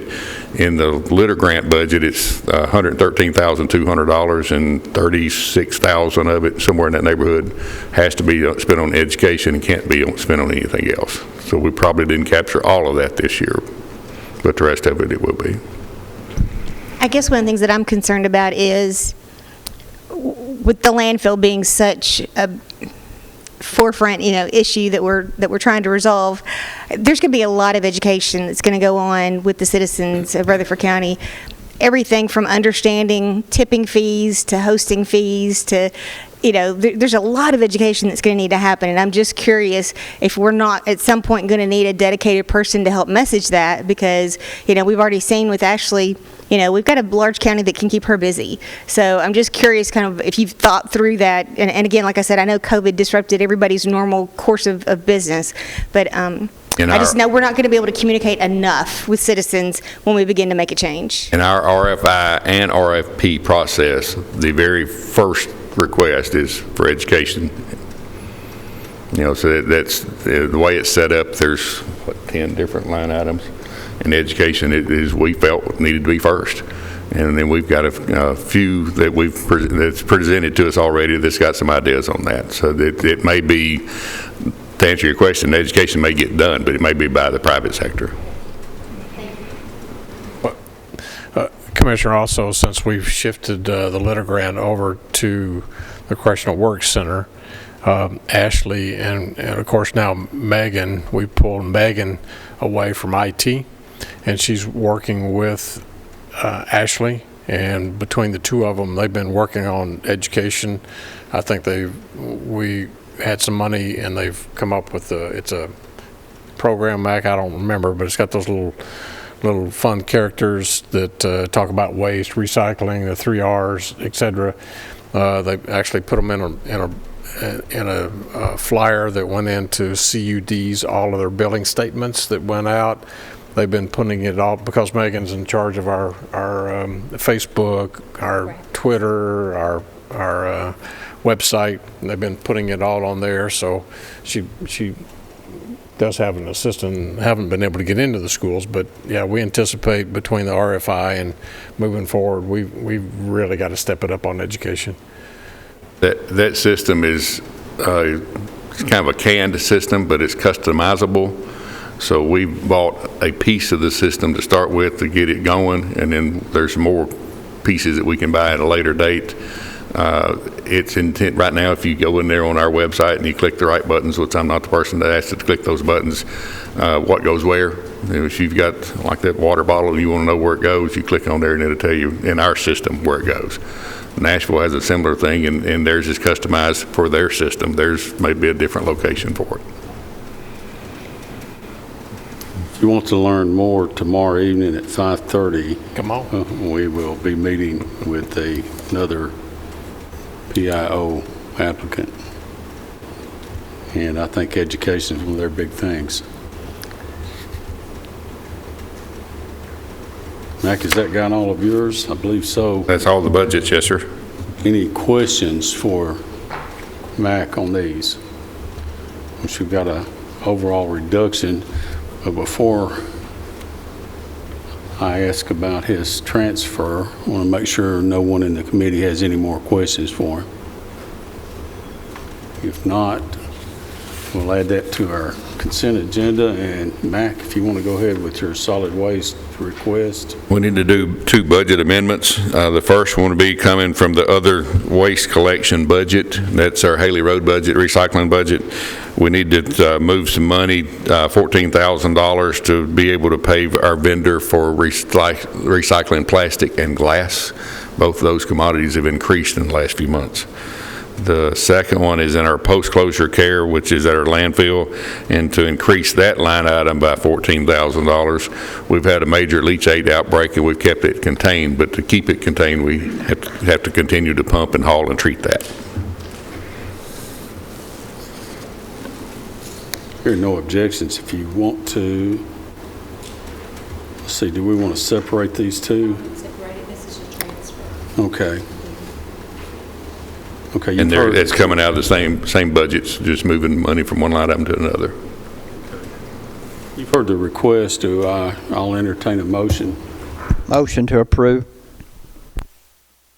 Piercy, motion to approve. Do I hear a second? Second. Stevens, any questions for Mac on this? Hearing none, call roll. Mark? Commissioner Gooch? Yes. Commissioner Johnson? Yes. Commissioner Piercy? Yes. Commissioner Stevens? Yes. Commissioner Allen? Yes. Commissioner Dodd? Yes. Commissioner P? Yes. Motion carries. Okay, Mac, go ahead with your next one. That's all I had. Is that it? Oh, okay, I'm sorry. Go ahead.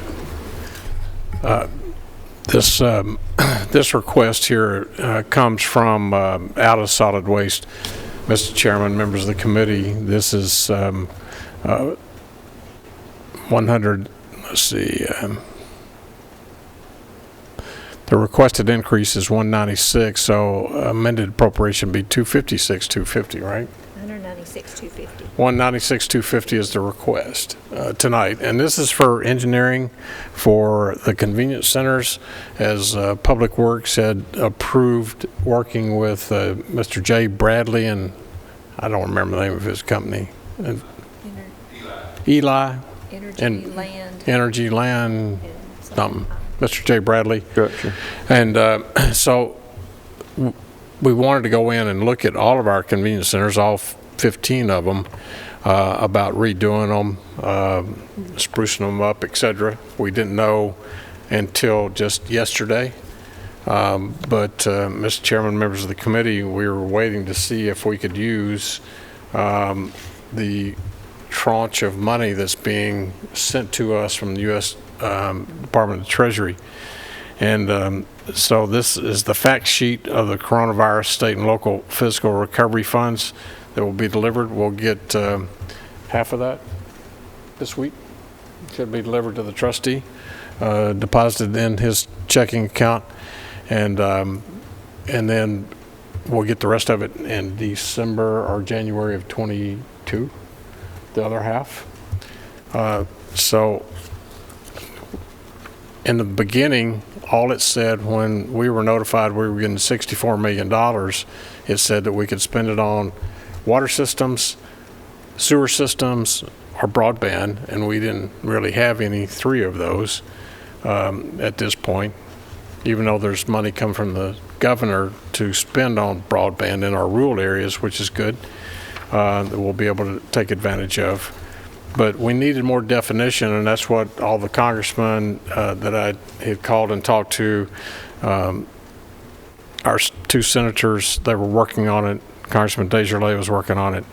I was calling some other congressmen as well to help put pressure on the Department of Treasury to tell us what we could spend the money on. And it says right here on page 3 that the services and programs to contain and mitigate the spread of COVID-19, including capital investments in public facilities to meet pandemic operational needs. And I think it would well qualify for capital investments that we could spend what they're estimating back about $1 million per location. So it'd be about $15 million that we could spend out of that tranche of money that's coming into us for remodeling all of our convenience centers, making them more convenient, putting the word convenient back into convenience centers. And also, while we're talking about it, I think this would well qualify for doing all of our public safety buildings, all 6 of them at one time. We were originally planning on bringing it to you to start out, if we didn't get the grant, with Rockville and Kittrell. But now this looks like we're going to be able to do all 6 at one time as we start out. So that was, I was happy this morning when I received a copy of this. That's good news. Yes, sir. Okay, so this request is for the engineering phase of the... Yeah, they've already done 4, so they'll have to pick up the other convenience centers, the other 10. I think they were looking at 4, which was Almaville, Rockville, Leanna. Yep, this, yeah. Weekly. Yeah, Weekly is our Rockville, Leanna, Weekly, yeah, Walker Weekly. Hill. And the Weekly will be moving from our current location on Weekly for you in Smyrna, which we're going to move it down next to our Lisa Crow's building, because we own 20 acres down there, so we'll move that convenience center down. We have no water, but I've got Brian Hercules. He gave us an estimate of about $31,000 to move the sewer line. They'll give us the easements to move sewer from G Street up to the current location, and then once we vacate that, we should be able to sell that at somewhere between $750,000 and $1 million for that 4 acres that we currently own. Okay, so you've heard the request for engineering services for these 4 convenience centers. And do I hear a motion?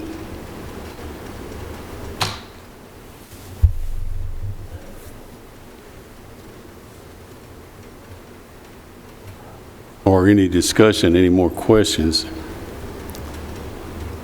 Motion to approve.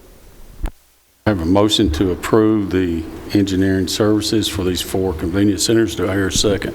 Second. Second. Any more discussion? Can I ask for clarification, Mr. Chairman? So the money that's being spent for the Weekly Lane project is for studying moving it to the new site? That's correct. Okay, we're not working on like repurposing our current one, we're working on the new site? That's correct. Okay. And I believe we already have sewer on that. We have water on that site? Okay. It's been a month or 2, but we discussed this in Public Works, didn't we? Commissioner Dodd and Commissioner Piercy. Okay, any other discussion? Hearing none, call roll, Mark. Mr. Gooch? Yes.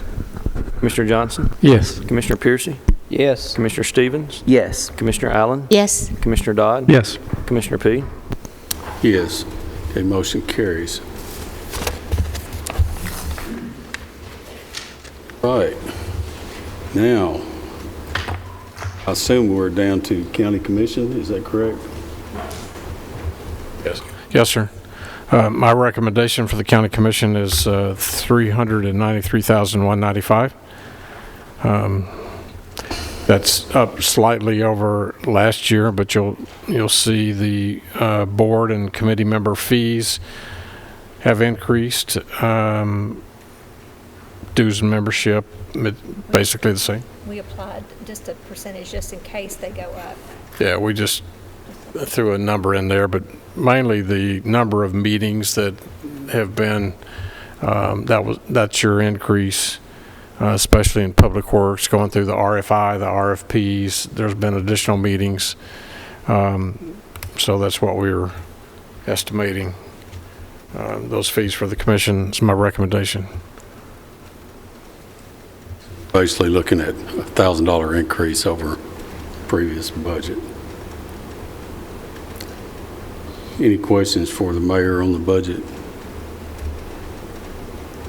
Hearing none, we'll add that to our consent group and go to the next one, which is also mayor. Thank you, Mr. Chairman. My recommendation for the mayor's office is $1,022,240. No increase in mine or the deputy mayor's salary. It's the same as last year. The increase in the 4%, there is some overtime allocated because of the having to pay staff to man those additional meetings, RFP, RFIs, etc. I'm sorry. The position that moved from drug court. We took The veterans officer. The veterans officer moved. That's correct. We took the veterans officer, and we have, I think, our court system, in talking with Trish, she said he's over here in the Goldstein's building. He's not located with them over on what is that, Greenland Drive, and so we just went ahead and moved him over. He feels comfortable with that, so that's our veterans officer that will now come under the mayor's. He does a great job. He's very private and works with our veterans. Hardly ever see him. Dominic is his name. Yeah, in the past, when we had a part-time position, it was in the mayor's office. And just over time, it's like, well, let's move them over there too. Yeah, and Trish didn't know why he was over there. All around, and he services the veterans, all veterans. And so I think you had said that in other locations, that office is under the mayor's office. That's correct. And most counties, he's actually located in the courthouse. So whatever property management decides to do with Goldstein's, well, I guess we'll see. I'll say he's got an office kind of like Harry Potter's under the stairway. Yeah. He's under the stairway. He likes it over there, though. It's kind of private. So my recommendation is $1,022,240. Increase of, let's see, 30, about 70, about 90,000, somewhere in there. Part of that salary there we just talked about, plus the 4% lift, the increase in the benefits. Yes, sir. And moving the salary over.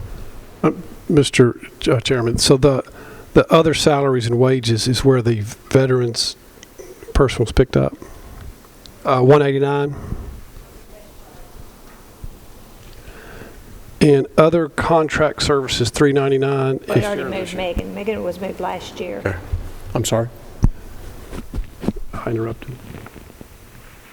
Which did you say it was under, Lisa? It's in 189. Okay. And another item is item 399, the big jump in other contracted services. If you explained that, I missed it. That was the Crimson Security. Yeah, we went ahead and bumped that up. I think many of the commissioners we've talked to, because once the museum, which is, they started, today's Tuesday, they started yesterday, actually Monday, taking down the old Lectriever that was in Wilkie's office. Everybody's moved out of IT, so they're starting to work on the renovation of the IT offices to put the museum in, and So we will have I'm recommending a full-time armed security guard downstairs for the museum Monday through Friday. And then on the weekends, we'll have volunteers that will be working the museum on Saturday and Sunday for limited hours.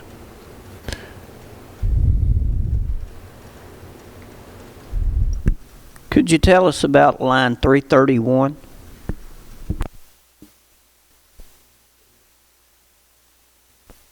Legal services. Where we pay all the dog cases, any legal services that it's primarily related to dogs. Pause cases. Dogs, paws. Pause. Paws, filing suit on bad dogs. If we're taking a homeowner to court over a vicious dog or something like that, or our people are accused of trespassing, or, we end up in a lawsuit. I don't see Michael here, but I know on public safety, we hear about those occasions at times. So is that the restitution, or is that a lawyer's fee? Lawyer's fee. Lawyer fees. Those are not covered under our contract with the lawyer. Okay. Thank you. That is 5,000 less than the amended budget for last year's legal services.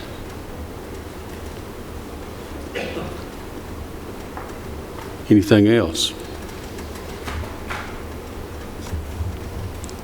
Hearing none, we'll add that one to our agenda also.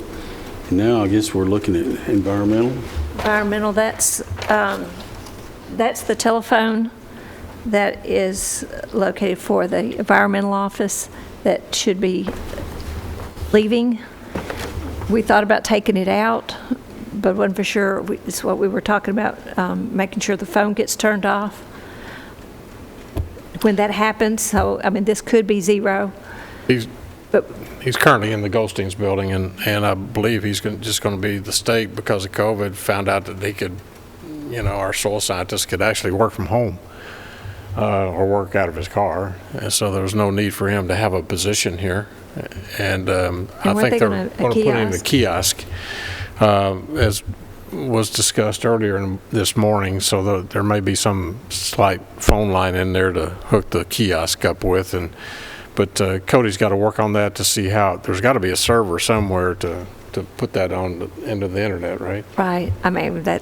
That's beyond me. But yeah, me too. But that one could go, but I think we're just leaving it just in case. But it's not going to push the needle one way or the other. That's currently the office we supply for the state employee. What about those files and records there? That's the state's problem, not ours? That's their records, I guess. Okay. Yeah, I think I would recommend keeping that in for now. Any other questions on this environmental, the communications line item there for $600? Hearing none, we'll add that and move on to finance. So my request includes one position. During this fiscal year, we added a position to try to help through our transition of one of our employees retiring. So with that position, I had it applied to one of the grants. That person moved on and did not stay with us, so we were left without. And I did not, in good conscience, put a job out and ask somebody to come in to a position that particular grant was going to run out. So I'm requesting a kind of a hybrid position that's a accounting generalist and a grant generalist to try to assist this person. We did have a position as another grant coordinator. Talking with the gentleman that left, asked him why, what could we have done better, and he was insistent that we needed an accountant.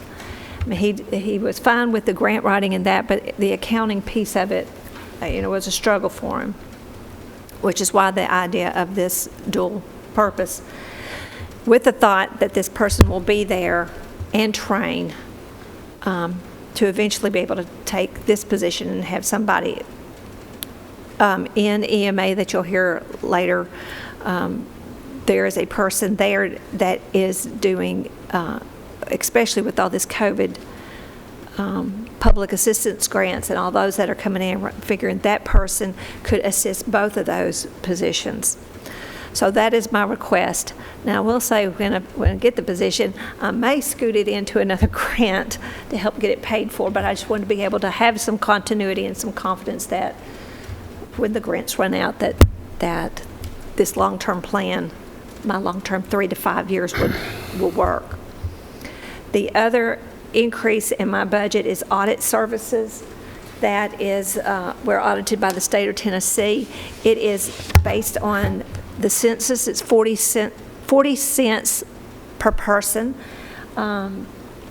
So it is, I estimated it using $339,923, and that was just the estimate I found on the internet for what they thought Rutherford County would be. So when the real numbers come out, that's what the comptrollers will use, but I had to have something in there.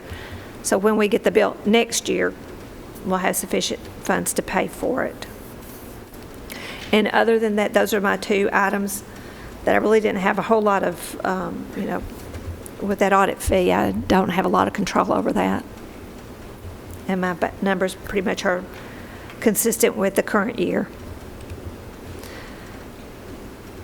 So, Mr. Chairman, my recommendation is $1,535,013. I think it, at least it has the most, in my opinion, the most important budget among us, because I wouldn't know what to recommend if she didn't supply me with numbers. And you wouldn't know what to vote for. So it's important. They do an awesome job of keeping track of where the money goes, what comes in, and they have a really, really good office.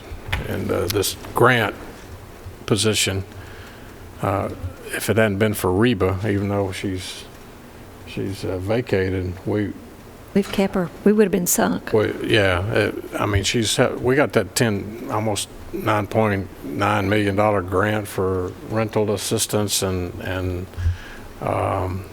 paying for rent and utility fees in the rears. She's really helped us and kept us on task with that, and she's just on top of her game, and hopefully we can get somebody in to train under her for this period of time, and then let her go back to being grandma.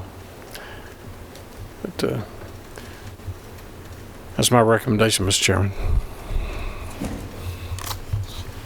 Lisa, do you agree with the mayor's recommendation?